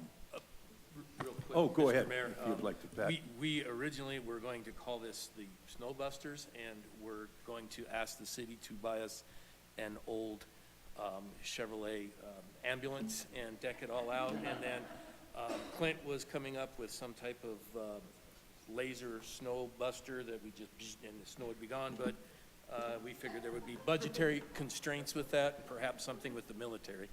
I'm just going to say there's a makerspace coming online here shortly, and some great things can come out of that. And there is a Ghostbusters car in my neighborhood that lives off in Yukon Court, and I see it driving around my neighborhood all the time. So maybe we could like just put a little bobble hat on the ghost on that Ghostbusters. But I love your creativity. Okay. Councilor Ohm. Thank you, Mayor. First, thank you, everybody, for spending time, especially for the community. I know that I've tried to help my neighbors out, shovel their snow. And, when you continue to help people out, you start making friends. And over time, those friends become family. So it's really important for our community, that we all try to help each other out. And you guys put forth a lot of effort. I'm very supportive of this. Thank you. Councilor Dozeman. Thank you, Mr. Mayor. I think it's really smart to outsource this and not have to reinvent the wheel, and all of the costs that would be associated with that. And it seems to go beyond just snow removal, but additional help for seniors. So I really appreciate that. My one thing is that we identified businesses that also are, problematic when it comes to snow removal. Are businesses allowed to register on this website? If They are not. This is only for, I have to pull up the slide, but it is for people who own a private residence only. Okay, so it's just for residences. Okay, thank you, appreciate that. And I just wanted to say thank you to all of the participants in Wheat Ridge 102 for dedicating your time, talent, and treasure, and coming to present to us. You guys have all done a wonderful job, and I know it can be challenging to be in the hot seat and have to present and speak publicly, so we thank you for all of that. Thank you. Councilor Larson. Thank you, Mr. Mayor. First, I do really appreciate the amount of work. I mean, reading through this, you guys spent a lot of time on this, and I appreciate the honesty where you said recommend not going forward with a city program. The one question I have is, if we move forward with this, what sort of relationship would be with the nonprofit and the city? Would it be a contract or? No, pretty minimal. I mean, our involvement from a city perspective would be advertising and getting the word out. I mean, it's pretty self-sufficiently run. That anybody, anywhere in Colorado can join to get a little help, no matter what city or part of the state you live in, and anybody that wants to help can jump into that program and find people to help. So there's no city commitment at all. And not much more than a sponsorship? If that, I mean, again, it's a pay what you can model. So I mean, this could run completely independent of the city. But with, an important thing about this program and, volunteer programs in general, the problem is getting momentum and keeping momentum. And what is excellent about A Little Help is that, not to bring snowballs into this, but it's already a giant snowball going down the hill. Instead of us trying to build something small and nurture it and get it going. This has already proven successful all across the state and just ready for us to say yes and do it. Thank you. And Councilman Larson, I think we were really wanting to not overpromise and underproduce. That was our big fear, and we really wanted to start off small, and then this came to fruition as this is already there. The wheel's already built. There's no sense trying to reinvent anything.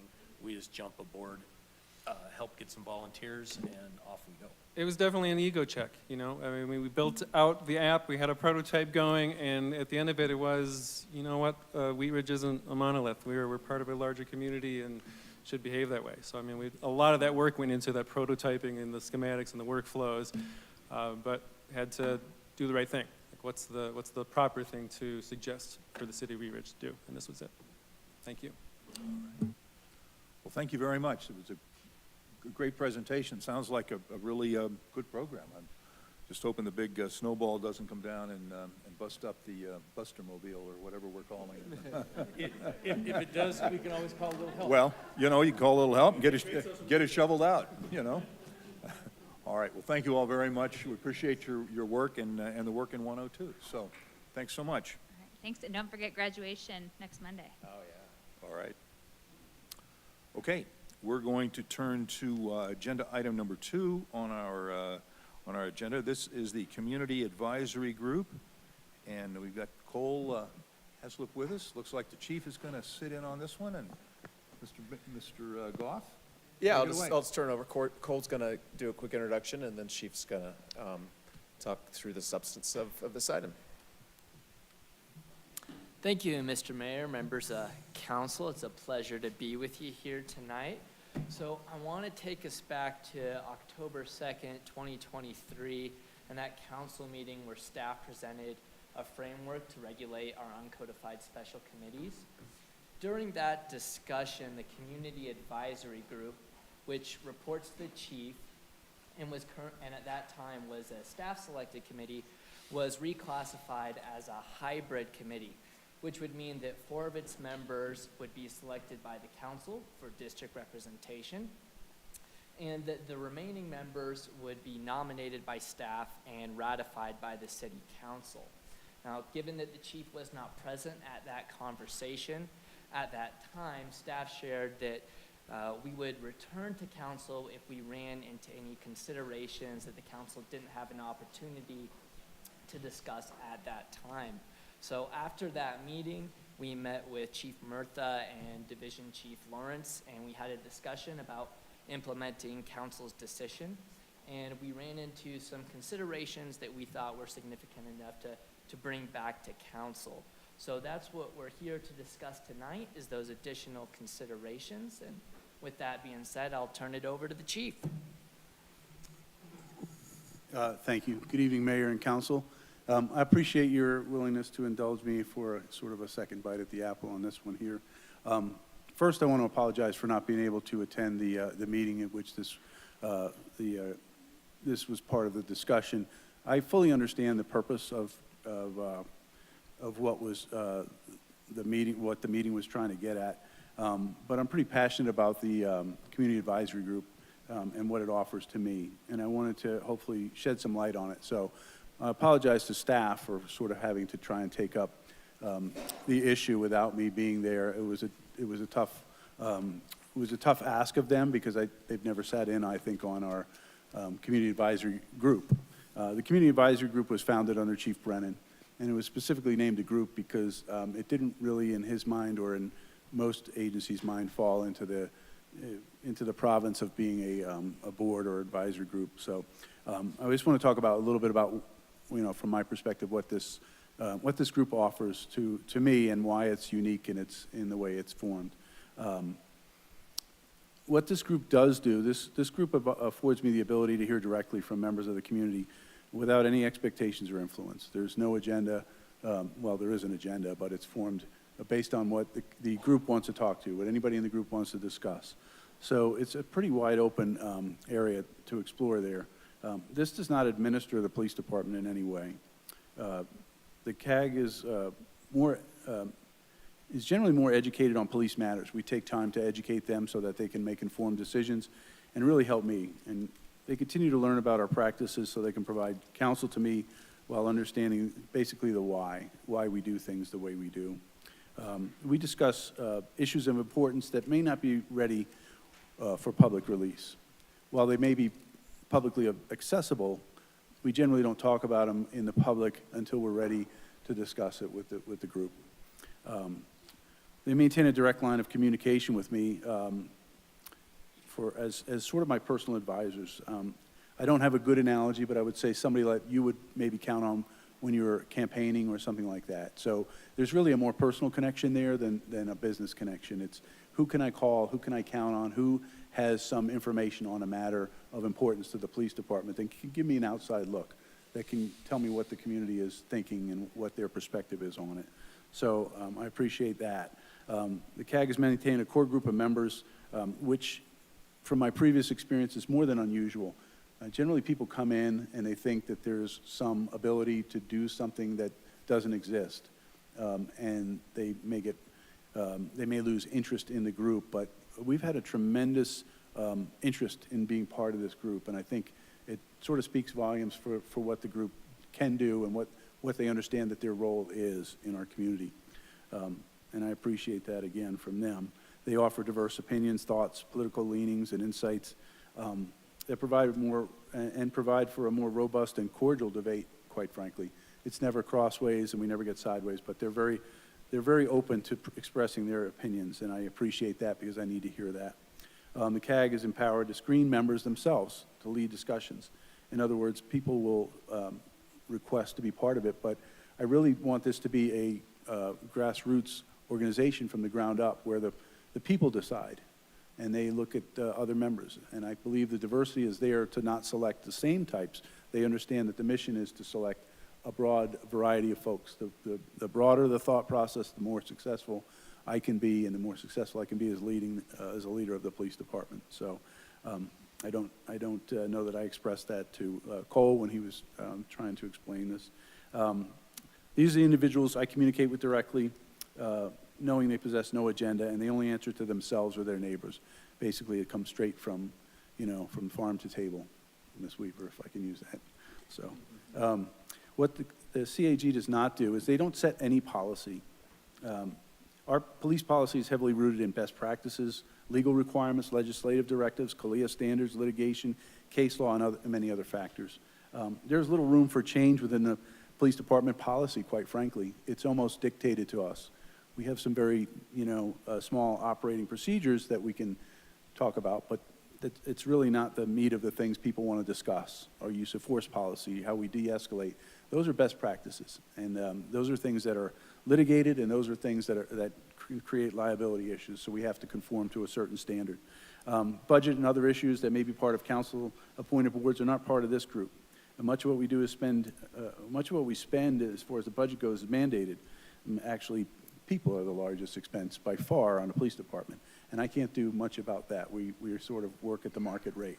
So that's dictated to us, and there's very little discretion with the police department budget and other things that this group would have any input on. So they don't.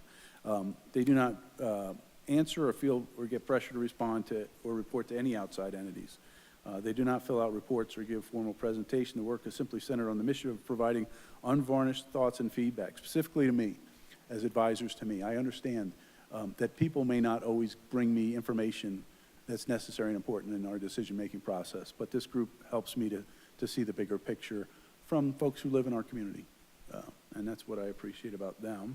And this gives me the best opportunity to hear those issues of concern. There are issues that exist outside the police world, and we always need to stay ahead of them for the good of the community. I found this group of people who represent the community in a way that I am comfortable with, that provides the necessary information to help me make the informed decisions that hopefully continue to make this a safe community. I think that having the council appoint people and having them in the middle of it would certainly, based on some of the conversations I've had, cause some of them to leave and really completely change the dynamic of what this group is accomplishing now. I believe this group should be a staff-directed group of people, and that's originally how it was set up. It's how it's generally set up in some cities. If you talk about civilian oversights, those are definitely appointed or generally approved through council, but this is not that. This is something else. So I think I apologize my lack of communication to be able to explain this, and then leaving poor Lauren Mikulak to sit there and Cole to explain on our behalf was an issue that I take full responsibility for. But I hope that I've offered some clarity as to why I think this should really stand alone as a staff-selected position. So with that, happy to answer questions, but I appreciate the opportunity. Okay, thank you very much, Chief. We'll open it to questions. Start with Councilor Weaver. I am totally happy to support you that this not be a hybrid committee and be a staff-selected committee. So thank you for your presentation. We just didn't have that information at the time. Thank you. Councilor Hulteen. Thank you, Chief, for coming back and providing additional insight on this. I guess help me understand, like, what's the difference between how this group advises you, like, versus like Parks and Rec? As far as what, like compared to like the Parks and Recreation? I really don't know how they're advised in Parks and Recreation, but this is a very much more informal group, I guess, is more informal than most are. They don't sit down, they're not answering to anybody else, and so it's a more, in my opinion, that direct line of communication is the difference, and the fact that they're not really on the record all the time, I think is what may separate this, but I'm not 100% sure what the Parks and Rec Advisory Board might do. I suspect that they comment on different park activities, on the way the parks are, expanding and some of the goals of the parks. That's not what this group does. They just offer me feedback. We each bring topics to the table. For example, I might bring up, how do you feel about our current state of public information? Is it transparent enough? Is it not transparent enough? What are you hearing in the community? And I might get feedback from some that say, they like what they hear, and others that might say, it feels like they're just promoting some of the criminal activities that happen in the neighborhood. And it allows me to go back and really calibrate sort of what are we doing with public information? Are we meeting, we want to have the goal of transparency, but are we putting any fear in the community that doesn't need to be there and doesn't really exist?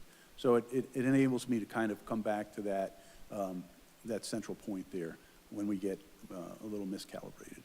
Okay, that's helpful. I guess the thing I'm trying to navigate is understand sort of, like, this is just such a unique committee or group, as you classify it, and like I don't even know who's on it. Is that kind of, so I'm just trying to think about, like, when we talk about getting involved in the community, like, how do we talk about this group and the role of this group, and like, I know you said like they're self-selecting, but like how does the recruitment for it go? I'm just trying to fit it into like that fabric of how like we engage with our community through their volunteer time, because it just, like, I think the thing that's hard for me is it just feels super opaque.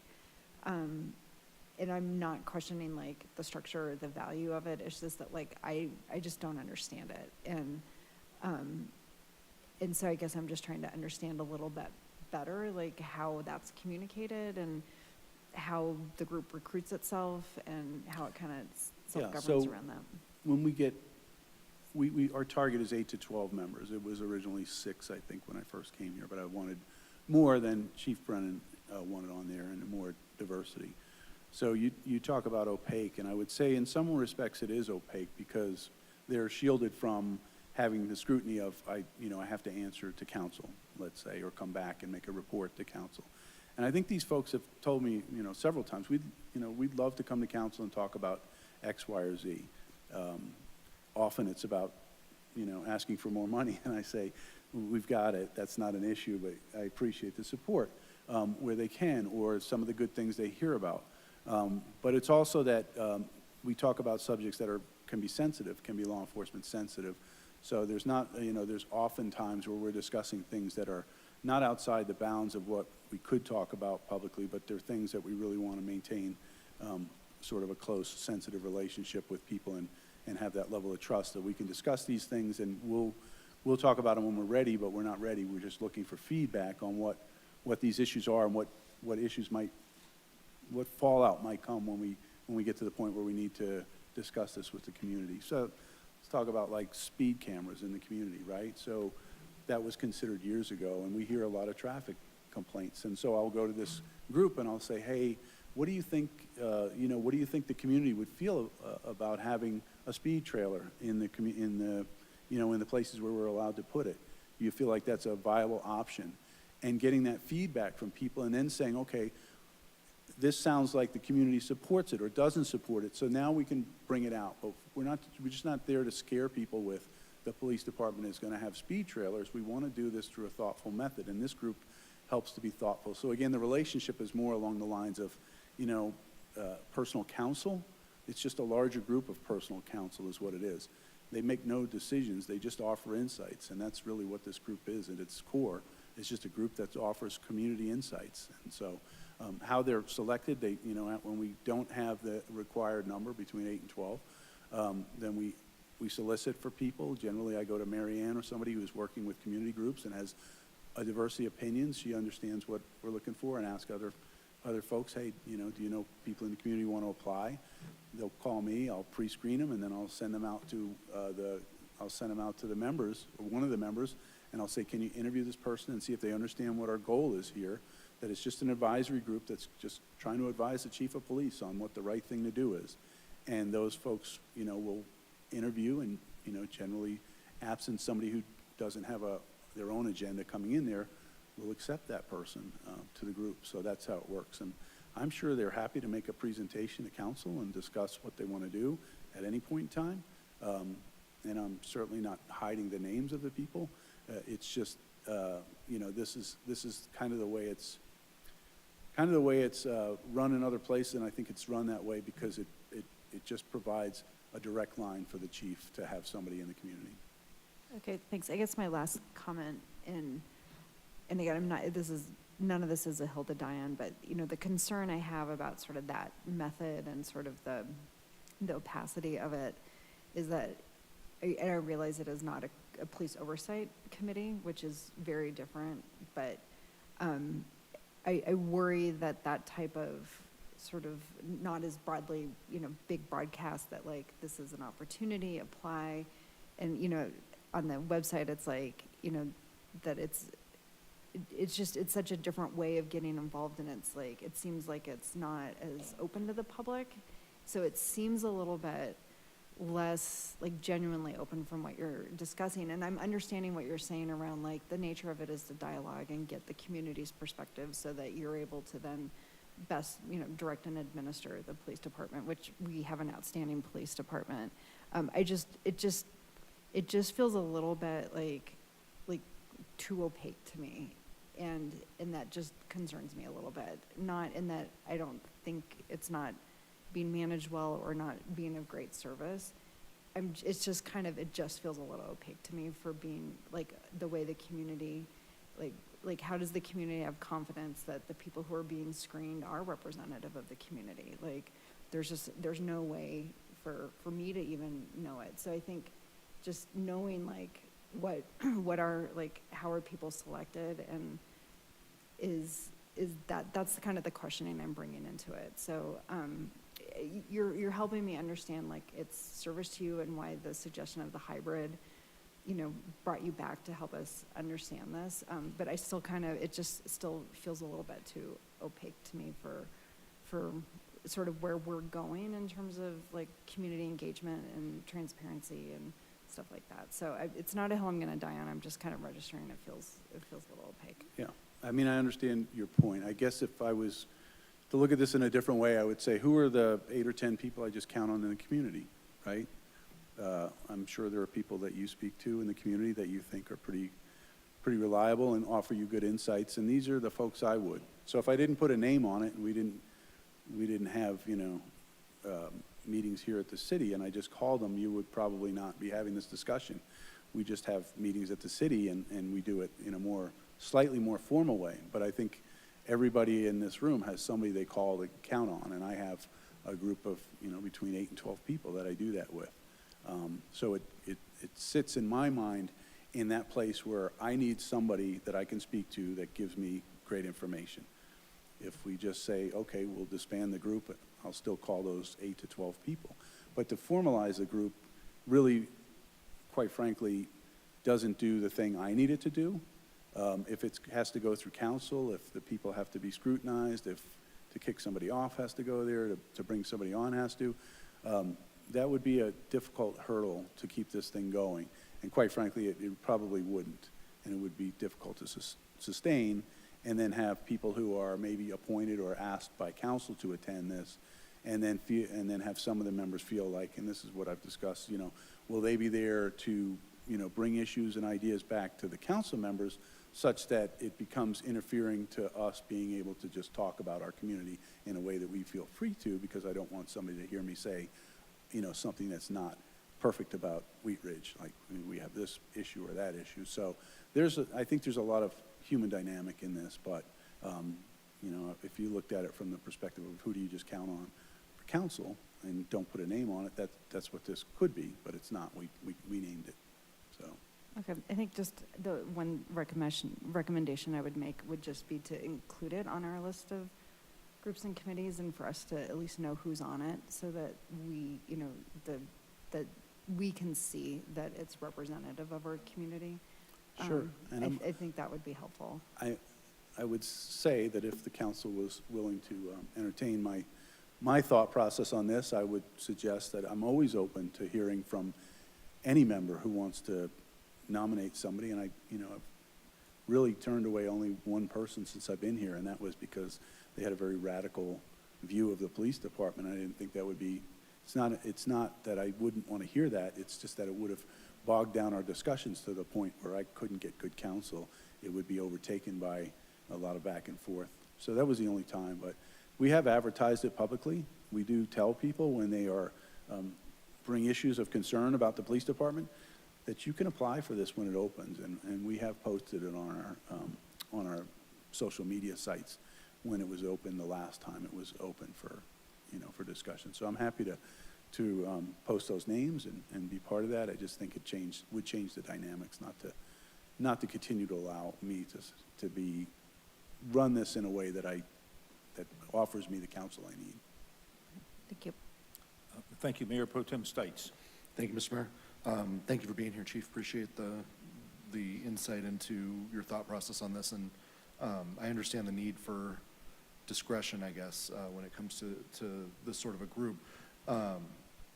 So does this group meet as a group ever, or is it more individual conversations with you? Yeah, we try and meet monthly, the second Wednesday of each month, but we do take off for 2 months in the summer, and then we take off for December. Okay. So people schedule. And then I guess outside of that, I'll contact individuals in there for, hey, we have this developing situation. What's the community think? Okay. Are there minutes or anything that go along with the meetings, or notes or anything that? No, we don't take minutes or notes. Okay, that's, I guess, understandable as well. Is there, and I don't remember, sorry, I apologize, is there a more publicly facing police advisory group, or do we have another, like, oversight group or something like that, or No. a committee? No. Okay, so this is the only,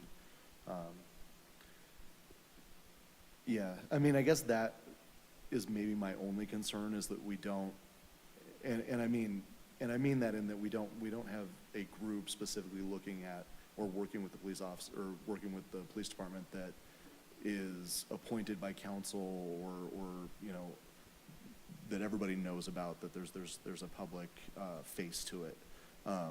Now, I understand, like, this group, if you're getting bad advice from this group and implementing bad policy, it's gonna show up pretty quickly, I guess, right? So this is a good group, I think, to check what you guys are already doing as far as your public outreach and things like that. So I understand, and I'm gonna support what you wanna do with this, as far as making it a staff selected group. I just would maybe like some idea, or a little bit more of an idea of either what's being discussed in the group, or maybe we look at maybe another board that maybe can be a little bit more publicly facing, maybe just a 3-person something or other that can be a little bit, or maybe, and I understand the sensitivity to it, but maybe having one person that's appointed by council or something in that group that can report back. I don't know, but I will support your suggestions. I just, maybe if there's a way to let us know a little bit more about what's going on with that group or something like that. Just, it doesn't, I guess, necessarily need to be formal, but just so that we understand a little bit more about it, because that's something, I guess, up until this process, most of us didn't really understand what it was. So, so I appreciate your time on this, so thank you. Yeah, and before anybody else might have questions, maybe as a suggestion, what I would like to do is go back and maybe figure out if there's a way I could go back and suggest something that sort of satisfies opacity with counselors and with you, with you know, having the ability to have, you know, some more formal system of you know, informing the council with somebody in there or whatever that is. I'm not opposed to that. I just, you know, this is, to me, this is people who help support me stay in my job. You know, you need people who are going to be able to give you the good advisement that helps you make the right decisions, so you don't get off track from what the community is asking. But it sounds like there are other reservations, and I'd like the opportunity to address it. Maybe it's still semi-staff selected, but I think the idea of so many of the members being council selected takes it out of my hands. And if I lost the people who were there, it would be your board, it wouldn't be mine. And to say, hey, if you want a board, that's fine, but that's not what this group was doing. The board would be doing something else. And I'm really not sure what that would be, because as I laid out, so much of what we do is mandated and controlled. The police department, people think we make our own policies around pursuits. It's a regional pursuit policy, and it's really dictated by what our liability coverage determines. So, you know, you talk about response to resistance, formerly use of force. That is best practices throughout the nation. So all those policies that you see in the national media that are of concern, generally we've come to a place in policing where it is really not something that we hand to somebody else. It's something that somebody hands to us. We may tweak it a little bit, but not much. So I'm not sure what that board could do unless it was involved in something like discipline. We have such a low level of discipline, and, you know, quite frankly, I think our discipline policy is pretty strong. I think they might find themselves bored, which is what happens a lot of times. I think, honestly, while you were speaking about that, I honestly agree with you quite a bit on that. I think from our perspective as a council, we have a responsibility to the public. So I mean, my first thought is, how much more public eyes can we get on any policy or anything that we do? But I certainly understand with law enforcement where you're coming from on that. So as I said, I will support your recommendations, because I do understand that this is different than the other boards and commissions that we're looking at. So, and I appreciate, you've been here 4 years?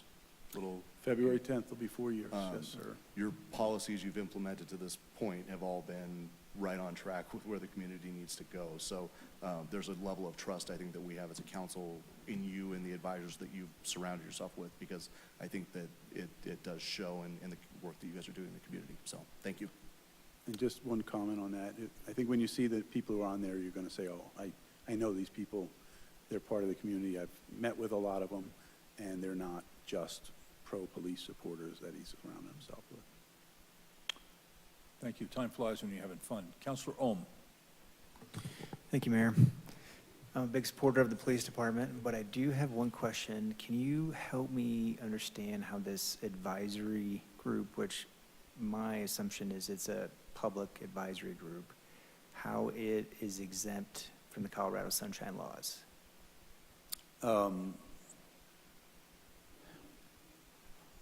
Let me work on that for you. And maybe it's when we come back. semantics, but just, yeah, if you could just clarify that. Yeah, I believe I believe Chief Brennan addressed this when he started this, and I need to go back and look at that again. Okay, thank you. Thank you. Counselor Dozman. Thank you, Mr. Mayor. I have a question and then a few comments. So does this advisory group primarily, is it primarily made up of residents of Wheat Ridge? Yes. Okay. And then I will echo some of the comments that have been made. I completely understand the sentiments, and I really appreciate you coming and providing broader insight into it, and having trusted advisors. I think that's really important, especially as to what you do on a daily basis into keeping us safe.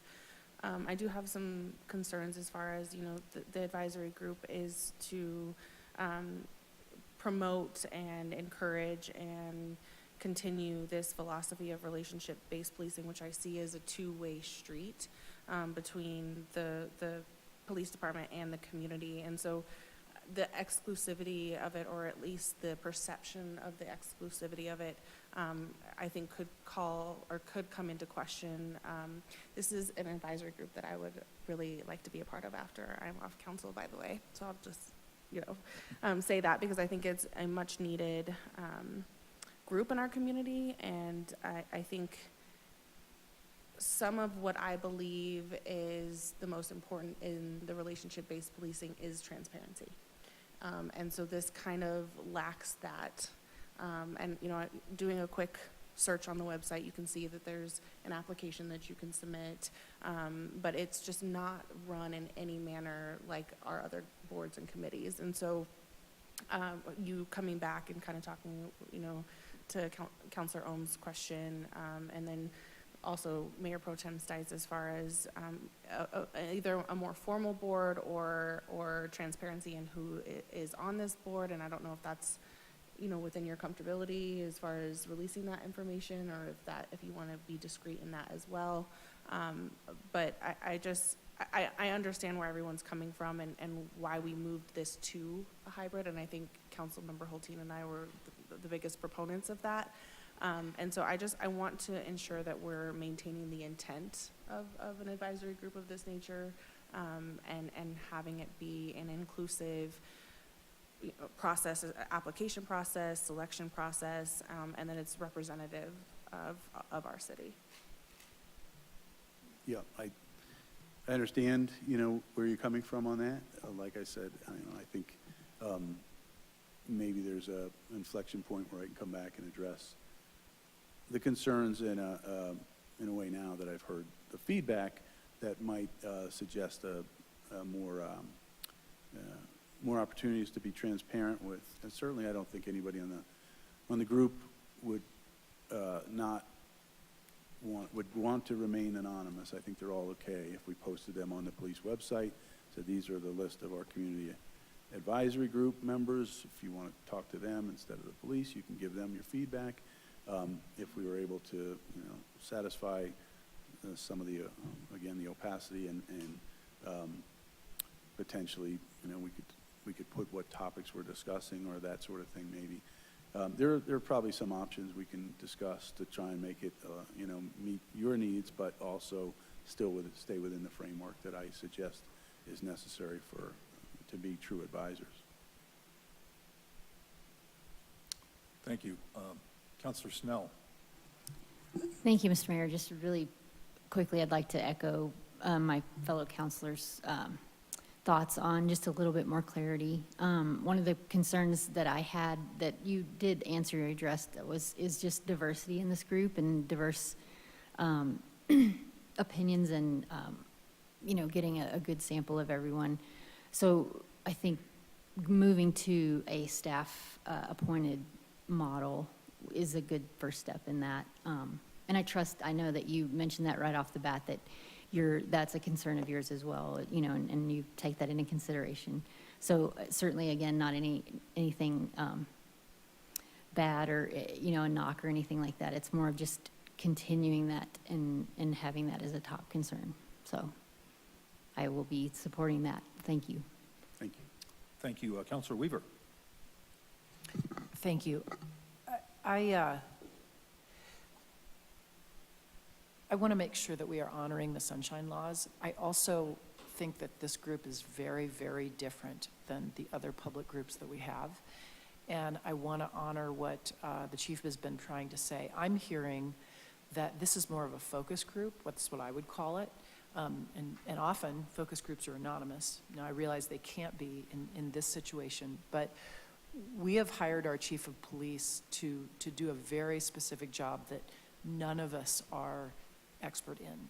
And so I want us to be really careful about, because I want things to be transparent. And I've actually known about this committee because we had a community member a couple of years ago that I think I engaged with you about it. And so I do feel like the information is out there. To your point, I want to make sure that we are lawfully doing that. But I hear that the chief is asking for something very specific that is not council-driven, and we drive the other groups that we've been talking about. And so, whereas I think that the transparency can be addressed by a lot of the conversations that have been said, I think it should stand out as a separate group and not try and conform to what these other groups do, but it's called out as called a focus group or something, because I think the chief has clearly identified they are not policy driven, they are not an advisory group. Well, they're what am I trying to say? There was a word about police oversight. It's not a police oversight group, and I think people generally are very confused about what those things do. And so I think it's important that we do call out how this group is different from our traditional methods that we reach out. Because I also worry that a group like this, if it's considered like the cultural committee, where people are encouraged to reach out to your person on cultural committee, how will that then change the focus group if neighbors are calling all of the people? So I'm okay with us knowing who's on that committee.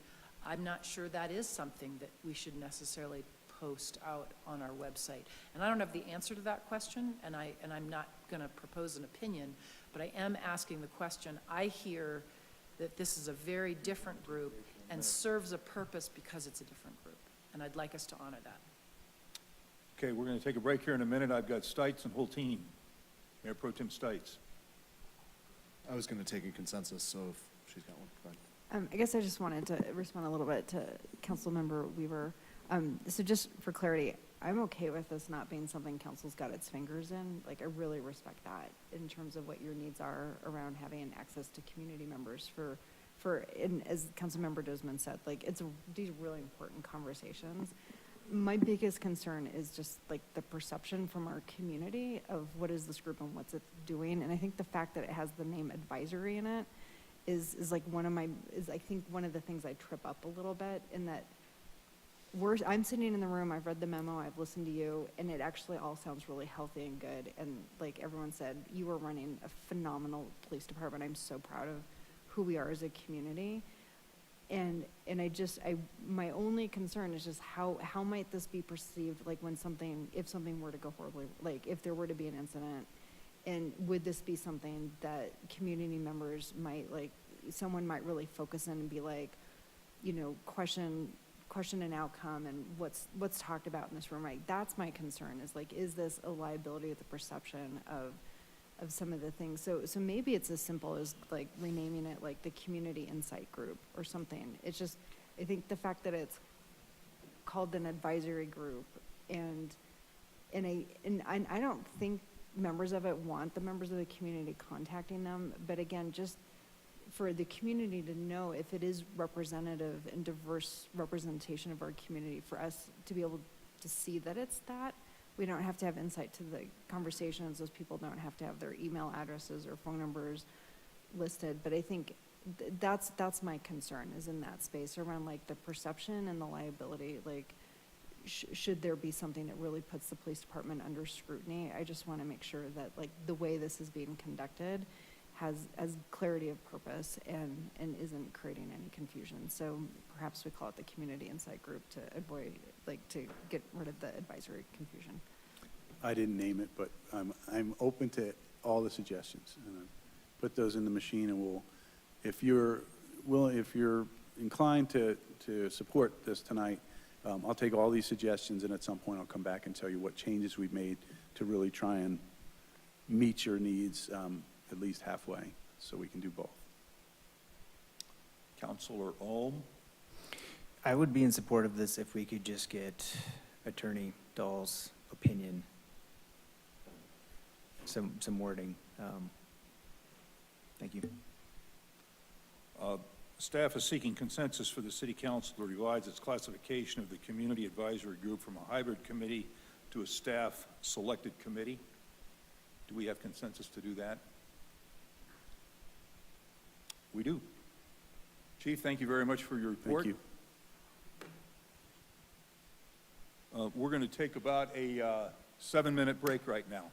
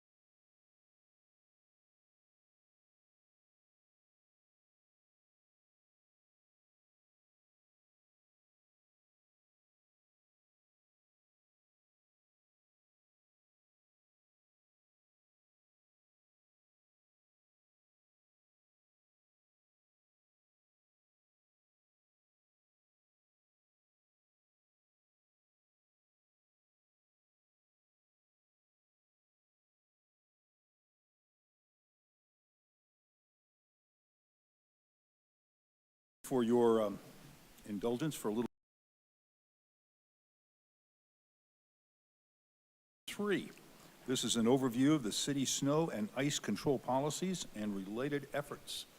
We're happy to have Maria DeAndrea here and guests.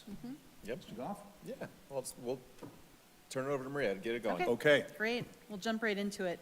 In the interest of time, we're going to touch on just two things. One being our new Plow Ops application that's on the city's website. We'll do a little bit of a preview for that. And then jump into the discussion so that we can get some input from council on our enforcement policies, how we want to address sidewalks potentially for additional clearing, as well as bike lanes. But I'd like to introduce two of our public works staff first. If you're have not met them before. First is Bill Toko, who's our fleet supervisor. He's been instrumental in helping us with the Plow Ops application, getting that up and running, because it does take a sensor on each of the plow vehicles that feeds back into the system that actually reads and shows where the vehicles are. He also has been involved in a lot of the maintenance, obviously, of the vehicles, the plow vehicles, keeping them up and on the road as we go through the winter. Also looking at different technologies, specifically like different types of plow blades that we're looking at this year. We might be trying something like that, and just generally keeping our fleet in order. And then Jim Killey, who's our operations supervisor. He's been with the city for over 37 years and has just a tremendous wealth of knowledge in this area, specifically with the city, as well as plow operations in general. So we can't rely on a better source than Jim for his expertise, as well as how we address different storms.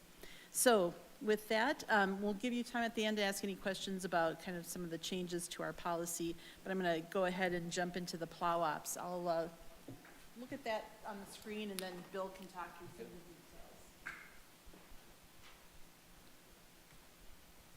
details.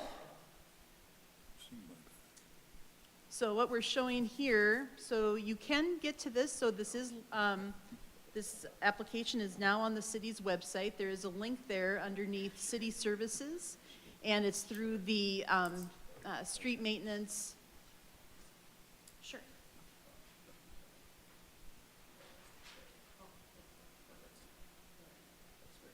Thanks, Marianne. There we go. So now everybody can see it. So what you see up here, though, this is, we're coming in on the back end. That's staff is able to review our routes and see, and we'll show here in a minute, and we'll start this actually. This is what we're able to see. So this, we did plow yesterday for a while. And so what we've done is use this technology. This is a program that was developed locally here. It has won a national award through the American Public Works Association. The company is called Neotrex, but the application is called Plow Ops. And what you'll see here is just an interface of where both staff and the public is able to see where our plows are. So we have digitized our routes. We have broken, our current routes are based on a west, central, and east program for our priority 1, 2s, and 3 streets. So you see here, just as an example, one of our plow operators was working yesterday. That thick red line is following his path. We are already planning for some modifications. We think this line is a little bit too thick, so you really have to dig into it and get down in here to see that.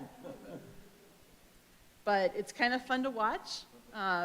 See the progress that's being made, and some of the benefits, as you can imagine, is that if he happens to miss a spot, as we get further down into the route here, there's some of these priority 3s, there's some cul-de-sacs, so you can imagine, in the scheme of things, you might miss one of those or forget to go down a particular street. This shows us very clearly whether we are able to hit that or not, or if we've missed anything.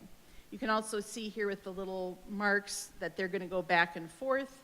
And then we also have the ability to click on this at any given time, and it will call up at that particular moment how fast they're going, their heading, their location, whether the plow is up or down.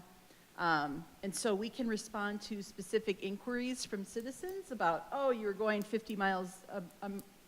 50 miles per hour down my street. In reality, we were actually going 30, and that we were there at a particular time.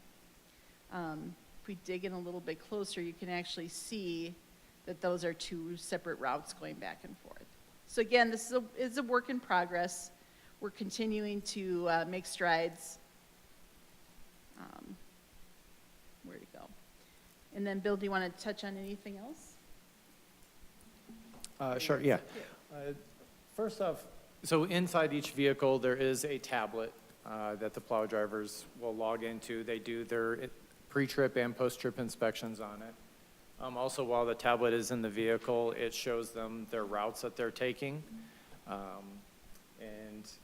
This is one of the pre-trips that the driver filled out right here. And these are all the questions that he answers, whether the vehicle make sure it's in working order and everything.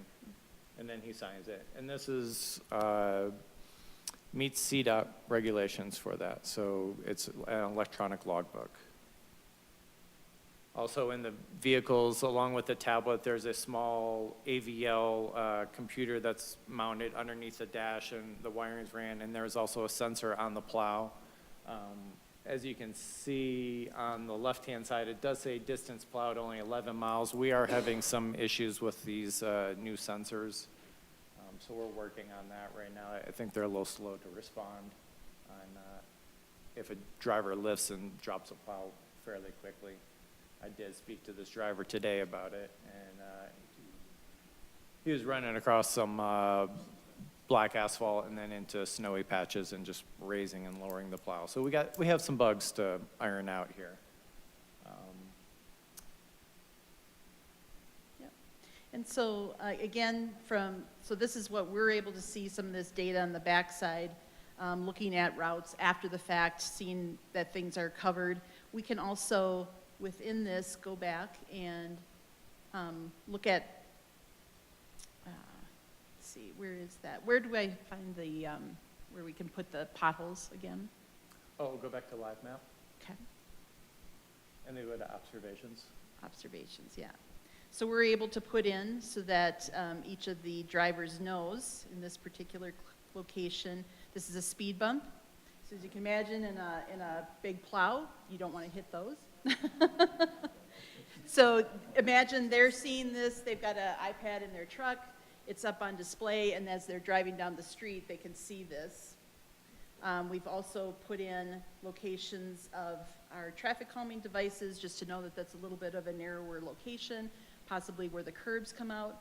And then we're also able, in real time, here's an example here, where we're able to drop, one of the drivers can drop a pin to put in a potential pothole location so that we can come back after the fact and address those. So right in the moment, they're able to note that in their application and then be able to communicate that out as a group once we get back. We are able to send them messages during the storm event. They have to pull over before they can actually respond, but it does come up on their screen so that if Jim wants to put out a particular message to the group or to a particular driver, he's able to do that. So again, we're working on all of the routes and trying to just get that in a better format for the public to see. From the live map, you are able to type in your address and then also go back and see, here's the address lookup, so we can find a, let's see here, it might take me a while. 44th Ave. I thought this one was working earlier.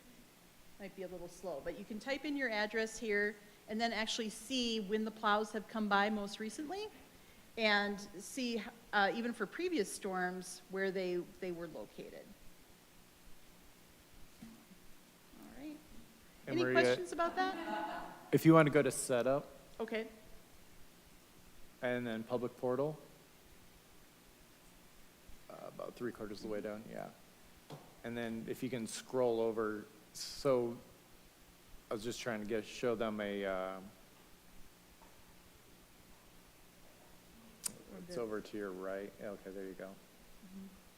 So this is what is on the website currently right now.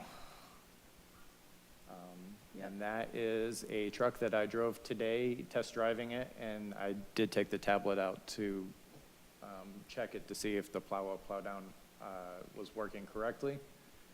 And so that shows, well, where it says 1 hour, 1 to 2 hours, 2 to 3 down at the bottom. Underneath it, there's a scale. If it's under 1 hour, it's green. Over 12 hours, it turns to red. So there's a gradient in there between them. You just can't see it because you are screen sharing. If it's under an hour, what? It's not gonna be there an hour? No, that means it's been plowed within the hour. Within an hour, okay. Yeah. Yeah. Mhm. Gotcha. So something that we're able to use, you know, as a tool within the department, as well as to the public, just to communicate more effectively. So we'll go back here.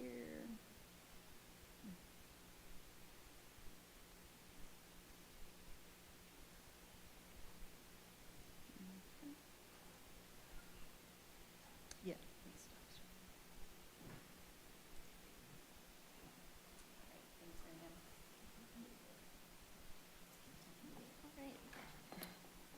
So then we'd like to talk a little bit. As you know, we had a relatively low total storm event or storm season last year, but a couple of fairly big ones, especially one big one that almost, I think we got about 12 inches. And so I think that came up, and then we continued, because it was probably in the coldest part of the season, we continued to accumulate snow on top of that, and started to receive a lot of phone calls from people about that continuous situation where we had people throwing their snow back into the street, us plowing it back onto the sidewalk, and that eternal chicken and egg problem of how we solve that. So we wanted to bring this back to council to talk a little bit more about what the possibilities are in terms of ways that we could address that. And if there's a desire from the council to put more resources towards that, or possibly reallocate resources of what we're doing now internally, both between the Public Works and the Parks Department, or use those in a different manner. Similarly, we'd also like to talk about, enforcement. So I think at the direction of council, the CSOs have taken, more of a reactive response. They are not aggressively going out and ticketing people, knowing, as we just talked about with the snow, the Give a Little Help program, that there's a lot of seniors, there's a lot of maybe people with disabilities who just aren't physically able to get out and clear their sidewalks. And yet it works as a system or a network. If everybody on the street plows or clears their sidewalk and one doesn't, then it creates an impasse for anybody trying to use that alternate transportation system to get around. So it really does impact a wider variety of people. So with that, I'll just open that up and for discussion. Great. Questions, comments? Counselor Weaver. Thanks. Thank you very much. Very excited about the snow ops program. I sort of want you to put that online, but I realize that would probably be a nightmare for you all. Other than it would be fun to know where the plow is. Sorry, I'm a GIS person, so that's. It is online. Yeah. So you'll be able to watch it? Oh, I'll be able to watch the plow. Mm-hmm. That's awesome. I do feel like we should just clap for you as well, because I live off of 38th, and it just makes me happy when it's snowing and I hear that plow go by, so. We are working, right now, you'll see it live, like literally, you'll be able to see it go across, you'll watch I'll have it open on my phone, Yeah, and you'll and see I'll them be go by. looking out my window. That's awesome. We're just gonna put that on probably like a 30-minute delay, And then just to somebody's provide gonna come some security record for the me drivers. being so excited, looking at my phone and seeing the. Okay, all of that is great. I really just wanted to address the snow and the CSO issues. Because I think it's more than snow. What I'm hearing from constituents is that and this comes back to the sidewalk issue, right? Some people have sidewalks, some people don't. The people who have sidewalks have to shovel them. The people that don't have nothing to shovel. And then those people who have sidewalks and have shoveled them are then walking through their neighbors' yards who don't have sidewalks because they say it's too unsafe to be in the street, all which I agree with and totally understand. But I think there's a larger issue between sidewalks, snow, and whose property right is it?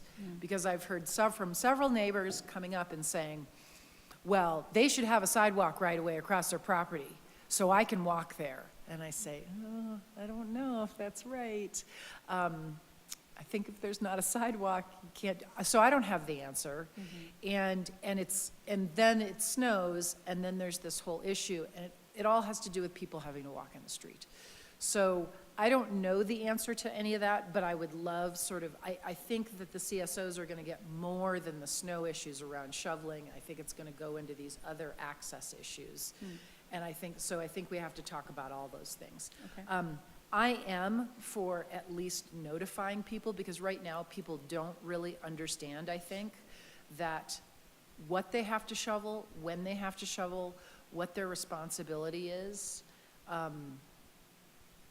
And like, I don't have a sidewalk outside. I would love to go shovel a sidewalk outside my place on 38th Avenue.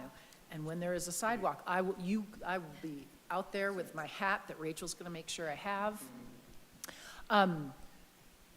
But this issue of fairness, which I realize is kind of ridiculous, but when there's 12 inches of snow, of course, that issue becomes a big one. So I'd love to hear my other counselors' thoughts on what's appropriate. But I do think we'd have to let people know what the rules are. Thanks, and thank you for all this cool stuff. Councilor Hulteen. Thank you, Mayor, and thank you, Maria and staff for being here tonight. Okay, so I've got thoughts on this. I'm going to start just on the shoveling enforcement. A little bit to what Councilor Weaver was just saying, we just have such an inconsistent network. I'm going to really loosely use the term network of sidewalks in our neighborhoods. And as we talked about earlier tonight, we have a lot of neighbors that are just unable to shovel their walks. And so I think, I don't depend on a sidewalk being available to me while I'm walking in the neighborhoods, whether it's snowed or not, just because we don't have a lot of them. So I really feel like enforcing that in the neighborhoods is kind of it just seems like a uphill battle. But where I do care about it is on our primary corridors that have been identified in the exhibit in our bike ped master plan, which I cannot find our bike ped master plan on our website right now. It's a dead link, our bike ped master plan. But I mean, we have primary corridors where people are depending on safe pedestrian access to get to transit, to schools, services, and so what one of my just things that really kind of actually upsets me is when I know we have the ongoing battle with the street snow plows and people with their sidewalk, and that is almost a no-win situation. But what's 100% winnable and 100% avoidable are the commercial properties who hire plows to come in, and then they create 6-foot drifts in the middle of our public right-of-way. And that we should be strongly enforcing, because what happens is those plowed piles in our right-of-way take weeks when we have a big storm. And as they get compacted ice, then they're increasingly difficult to remove. So I think enforcement on our commercial corridors, and especially when we see commercial properties who've had plow that have cleared the parking spot but have actually created an obstruction in the public right-of-way. I do like the idea of notices of warning on our primary pedestrian corridors that have been identified, to let people know, and then looking at that data. How much noncompliance are we seeing? Are there patterns of it that might then make sense for more strategic either outreach or enforcement? So maybe doing a little bit of warning data, and then looking at, is there something more programmatic? I think into the city's obligations, programmatic, opt-ins for clearing things, we have picked up a couple of pieces that we clear that are kind of orphaned. And in particular, I'm thinking along 44th Avenue, where we have a lot of fences where while it's private property, it backs to this like quasi-public space. Yep. And so the city has taken on a couple of orphan places like that. I think if I were to look at a policy, what makes a lot of sense to me is we have several of these multi-use trails that are functioning as passageways for, you know, people walking and biking. And we've deliberately designed them because they're alongside our arterials where it's not safe to be doing, you know, or overly like costly to put on-street bike facilities. So in particular, like the Kipling Street multi-use trail, what we're building on Wadsworth right now, we have it, I write it to come to council along 32nd into Wadsworth. So I think anytime we've got a multi-use path that is of a certain width, and I would look to Public Works to maybe figure out what's that width delineation between a multi-use trail and a sidewalk. But when we're requiring, or in some cases seeking out federal funding to build these multi-use trails as transportation corridors, then I think we should be maintaining them with snow removal policies that are consistent with our roads. But then also, and I've talked with you about this, Maria, when I ride on Wadsworth, it is so covered with debris that it's actually like unsafe because the debris, like my bike will skid out on the debris. So not just snow maintenance, but actually recognizing that periodic, like, you know, not doesn't have to be hugely frequent, but like recognizing that we're treating that like a transportation corridor. So, so I would look for some guidance on a multi-use trail width and getting an analysis of how many linear miles of that we have and what does maintaining those look like. Focusing on our principal pedestrian corridors that have been adopted in our bike ped master plan for warnings, looking at data, like do we have specific problematic areas, and then just being like really ruthless, unrelenting with those commercial property owners who create snowdrifts in the middle of our sidewalks. So those are my thoughts. And I think the bike lanes in general, we should be maintaining. We don't have any protected, vertically separated bike lanes yet in the city. So maintenance of them isn't as problematic as it will be once we get some vertically separated bike lanes in the city. Well, at some there point. is some maintenance issues there, which maybe Maria could address on the bike lanes, but we do maintain the multi-use paths. The one on Kipling, Parks and Rec does that. The one on 32nd that goes from Wadsworth down to Crown Hill Park, we do that. But we'll check, make sure if there's any other multi-use paths that we. So New Wadsworth.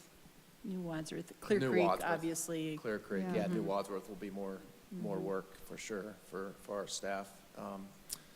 Yeah, there's a whole list. We didn't provide it in your memo, but there's a whole map of all the areas that Parks and Rec also picks up, including some of those orphan areas that you mentioned that we've gained over the years. Another orphan area just to call out is Kipling, south of 32nd on the west side. If you look at the condition of the sidewalk there, it has so much debris. It's not a multi-use trail, but it's a narrow sidewalk. It's adjacent to the right-of-way, to the road. And it gets on the west side, and it gets snow pileup and debris, and it is, and nobody there treats it like it's their sidewalk. So I think because it's on Kipling. Anyway, so those are my thoughts on that, and would love to hear more about the bike maintenance issues, but thank you. Mayor Pro Tem Stites. Thank you, Mr. Mayor. I love the map. It reminds me of like Indiana Jones, where they're flying and you can watch them going. It's pretty cool. We should probably do that with all of our city vehicles. That would be kind of, I don't know if we want our public to have that, but that would be kind of cool. As far as the snow removal, I agree. I think it's a uphill losing battle to try to do this in the neighborhoods. I think that most of the time people can walk on the sidewalks and you're really penalizing people who have sidewalks, I guess, versus people who don't. So I wouldn't mess too much with the neighborhoods, but I do agree with Councilor Hulteen on the corridors. And I've never understood why businesses do this, why they would pile up snow on their sidewalks or not plow or whatever, because you need to clear that for your customers to get in to come see you. Kind of a weird, but you know, we do have those business owners or those plow companies that come in and plow the entire parking lot out into the right of way or up onto the sidewalks. And I definitely think that maybe a one strike, you know, one warning and then you're out type of you get the citation after that type of policy is where we need to go, or maybe even a 3 strikes. But it's definitely something that needs to be addressed because we're seeing it and we've seen it for years and years. And I think one of the first things we did about 4 years ago after I was elected was put in a new snow shoveling policy that you had 24 hours after, I think it was an inch that fell, and it's definitely not something that is being enforced. So we have the policy. I just think that we need to actually enforce it, especially on those main corridors. And as we look at places, and the other place I think about, and I think Patrick didn't mention it, but like 32nd and Kipling, where that sidewalk is on the east side, where there's no actual houses that front to it, but going down the hill there, that's another one of those orphan places that nobody claims, but is definitely a sidewalk that needs to be plowed. And as we look at 38th Avenue, as that's built out over the next few years in front of Councilor Weaver's house and all the way down, there's some houses that front to that, and we'll have a sidewalk in front of them and probably maybe even a multi-use trail at that point. So that's something that we need to look at too, is do we have enough resources as we put sidewalks in and all that stuff down that street? And, you know, as 2J passed, you know, we're ideally going to be putting in a lot of sidewalks down corridors. So that's something that if we need to put more resources into, that's something we need to look at. But I would definitely support more enforcement on the corridors and following some of those programs that we have in place. Thank you. Thank you. Councilor Dozman. Thank you, Mr. Mayor. Love the interactive map that's available to the public. Really appreciate that. And I also really want to commend our Public Works team. I receive so many compliments from our community about how well we plow our streets. And there is a noticeable difference between when you cross over into Lakewood or Arvada. So you guys are really on top of it, and I really appreciate that. And I just wanted to kind of touch on the partnership as far as Kipling and Wadsworth goes, because I see that that's kind of a lower priority since it's technically CDOT's responsibility, but I think because we do a much better job at maintaining them, that I'd prefer it be our responsibility. And so can you just kind of speak to that? And then I have a couple other comments. Sure, yeah, they'd love that. Well, and I think I've experienced this in other cities too, where they're focused on the interstates. You know, let's be honest. And so while that is a CDOT road, it acts and feels more like a local road, or more of a arterial, if you will. And so it becomes a lower priority for CDOT. And as we're experiencing, similar to them, they're having a hard time finding staff, hiring staff, and getting adequate staff to take care of all their facilities. So it naturally falls to the bottom or lower on the list than some of their other priorities. So then we end up either through PD or just out of necessity going out there and actually plowing it ourselves. So I think we could explore that. I think then it becomes a matter, again, of more vehicles, more resources, more people in order to be able to do that on a consistent basis. Yeah, so I've lived off of Kipling or close to Kipling for most of my life, and that is on my daily commute. So I really appreciate when you plow that because it can get pretty treacherous. And as far as enforcement goes, I agree with the council members that have spoken before me, and that I think the priority should be the primary corridors. And it's one of those, we're stuck between a rock and a hard place as far as, you know, when people shovel and then it gets plowed back onto the sidewalks. And living along 44th Avenue, that's just something that we see on a regular basis. And so I think maybe a little help program might kind of help us with that, or, you know, just kind of leaning on our neighbors and seeing if they can help clear those primary sidewalks. And I really appreciate you coming and discussing this, because I know that it's kind of an ongoing, revolving discussion. We tend to have it every year, but I think that you guys are just doing a phenomenal job, so I wanted to give you that kudos. Thank you. Councilor Ohm. Thank you, Mayor. Thank you, Director DeAndrea. Snow, I've lived with it all my life. Colorado, I've lived in a lot of different areas over the years, and Colorado is one of those unique places because, you know, we can get an inch of snow one day, and we can get a foot the next, and then it's 70 degrees outside, and so you never know what's going to happen. And we're making some progress. You know, just a couple years ago, we did get the shoveling the sidewalk, which I was a little surprised that it took that long to put in place, and there were some caveats. Right now, I even have a PDF from last year from the ADATS talking about a similar situation. It was about somebody along the south side of 38th. You know, I don't know, maybe it was shady, and there's so much snow, they were forced out in the street. I saw that last year, you know, on 38th, and people are walking along the 38th, and I was pretty upset by it. And I contacted Patrick, had some conversations with Dahl. It's like, who's liable if this person gets hit? Is it the cities? Is it the property owners? I would really, you know, implore and support that we definitely designate and put as much emphasis on sidewalks as we do the streets. And so, you know, if we want to just say, like, you know what, the same priority that we have for streets is the same priority we have for sidewalks. And I think we all understand there's a lot of issues with 38th. I get it. There's fences. There's nowhere to put the snow. And so we move it left, move it right. It's not right. When I lived in a different state, they've been doing it for a long, long time, since dawn of snow. And what they would do is they didn't have anywhere to put it, which, like in a business district. So all the snow would get shoved into the middle center lane temporarily. You know, it's an extra cost, but then there wasn't this back and forth, back and forth. You put everything in the center, and then that was like phase one, and then the next phase would be the, whatever you want to call it, the giant snow blower would come, and it would blow that snow like a big snow blower into the truck behind it, and then that would have to get hauled off.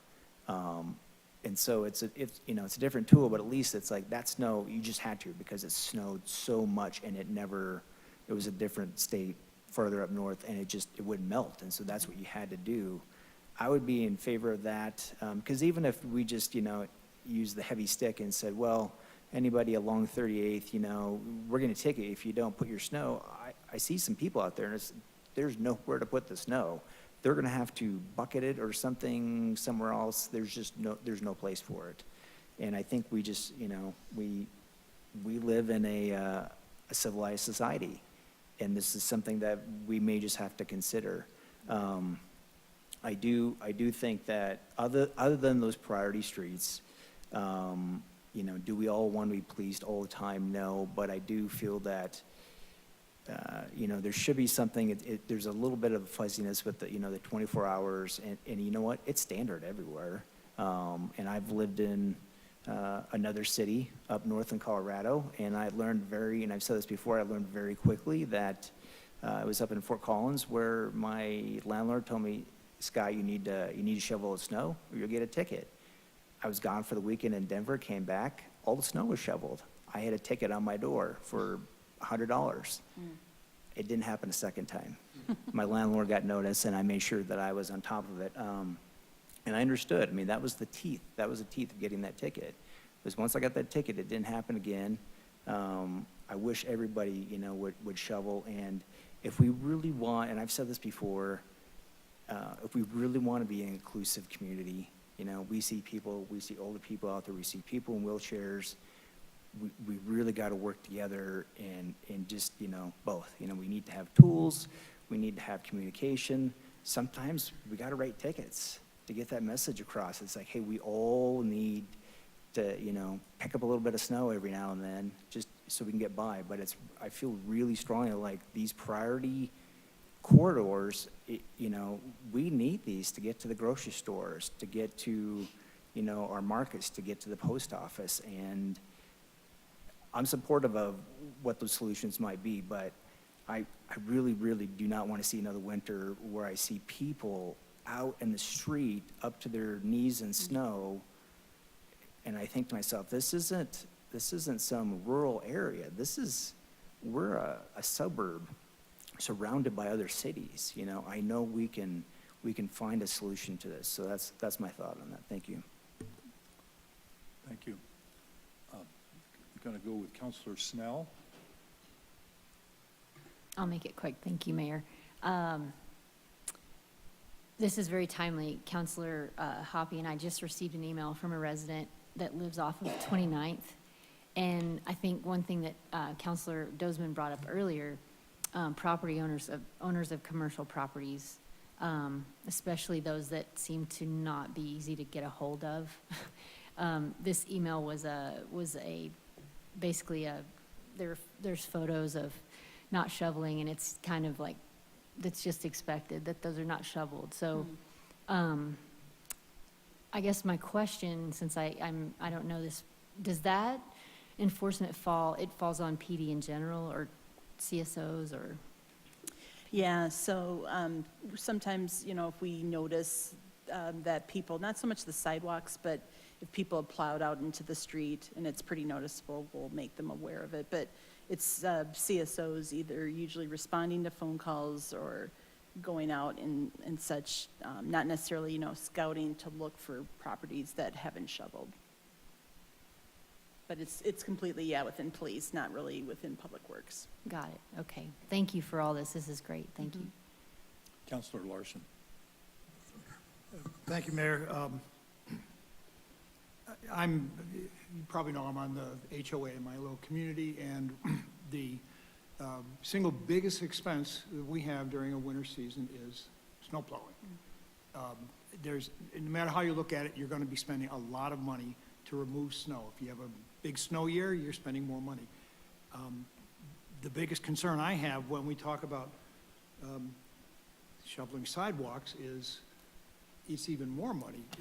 If you have just a plow driving down the street, and that expense is fairly fixed, but if you have to get people out with shovels, it gets real expensive real fast.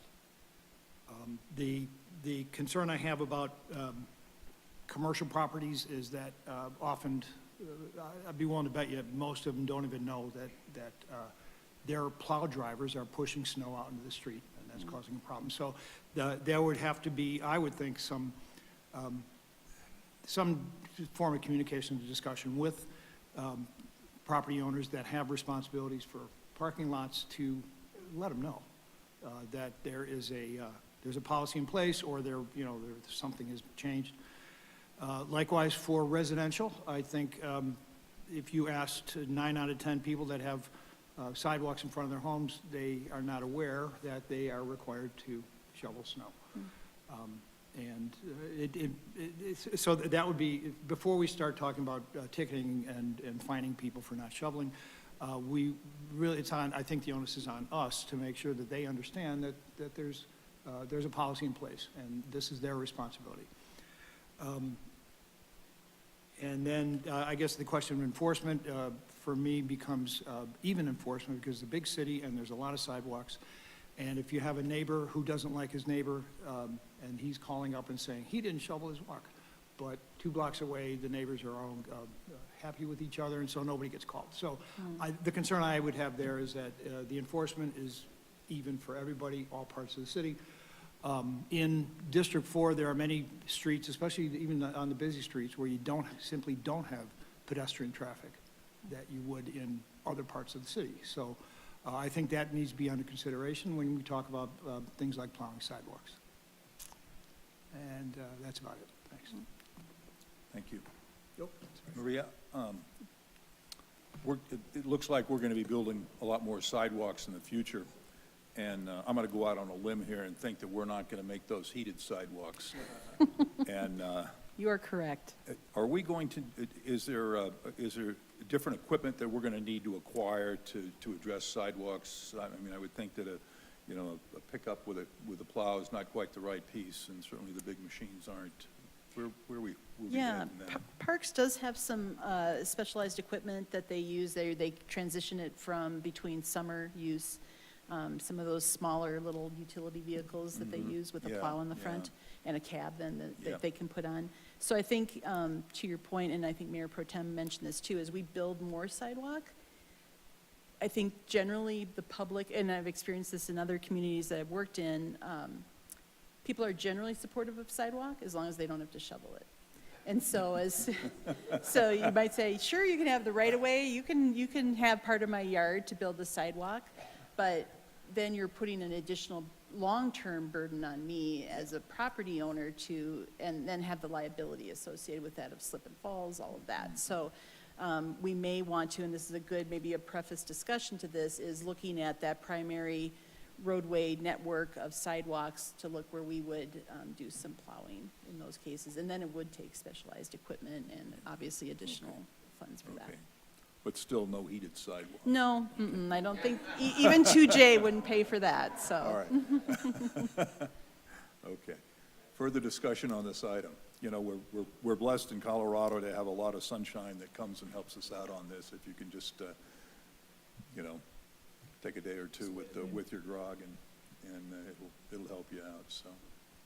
But a good discussion. Have you got sort of the answers to the questions and the discussion that you were looking for? Yes, we'll definitely touch base back again with community service officers group, and then also probably do some communication with the public, as well as specifically targeting our commercial properties about plowing into the right-of-way and making them aware of that. And just generally, I think working with the communications group, this new tool that we've got with Plow Ops is a good opportunity to educate people as well. So when they're going there, then all of a sudden we can inform them, what are the rules around plowing your sidewalks, clearing your sidewalks, how quickly, all of that. And doing that, and then I think even with a little help program, arming the community service officers with a little something that they can hand out. So if they are warning people, it's yes, you've got a warning, but here's an opportunity of how we can fix this potentially too, if you've met those certain criteria.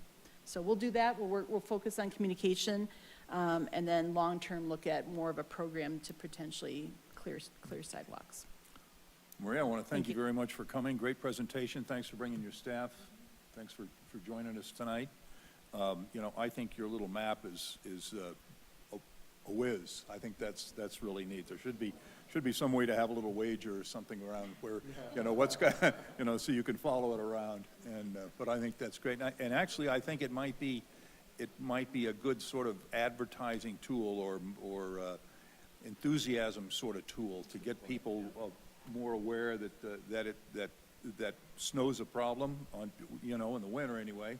And here's some tools that the city has, and we're working on it as a city, and can you work together with us to help it done? I think the snow program, the shoveler program might go a long way to helping that. So thanks so much for being here. Appreciate it.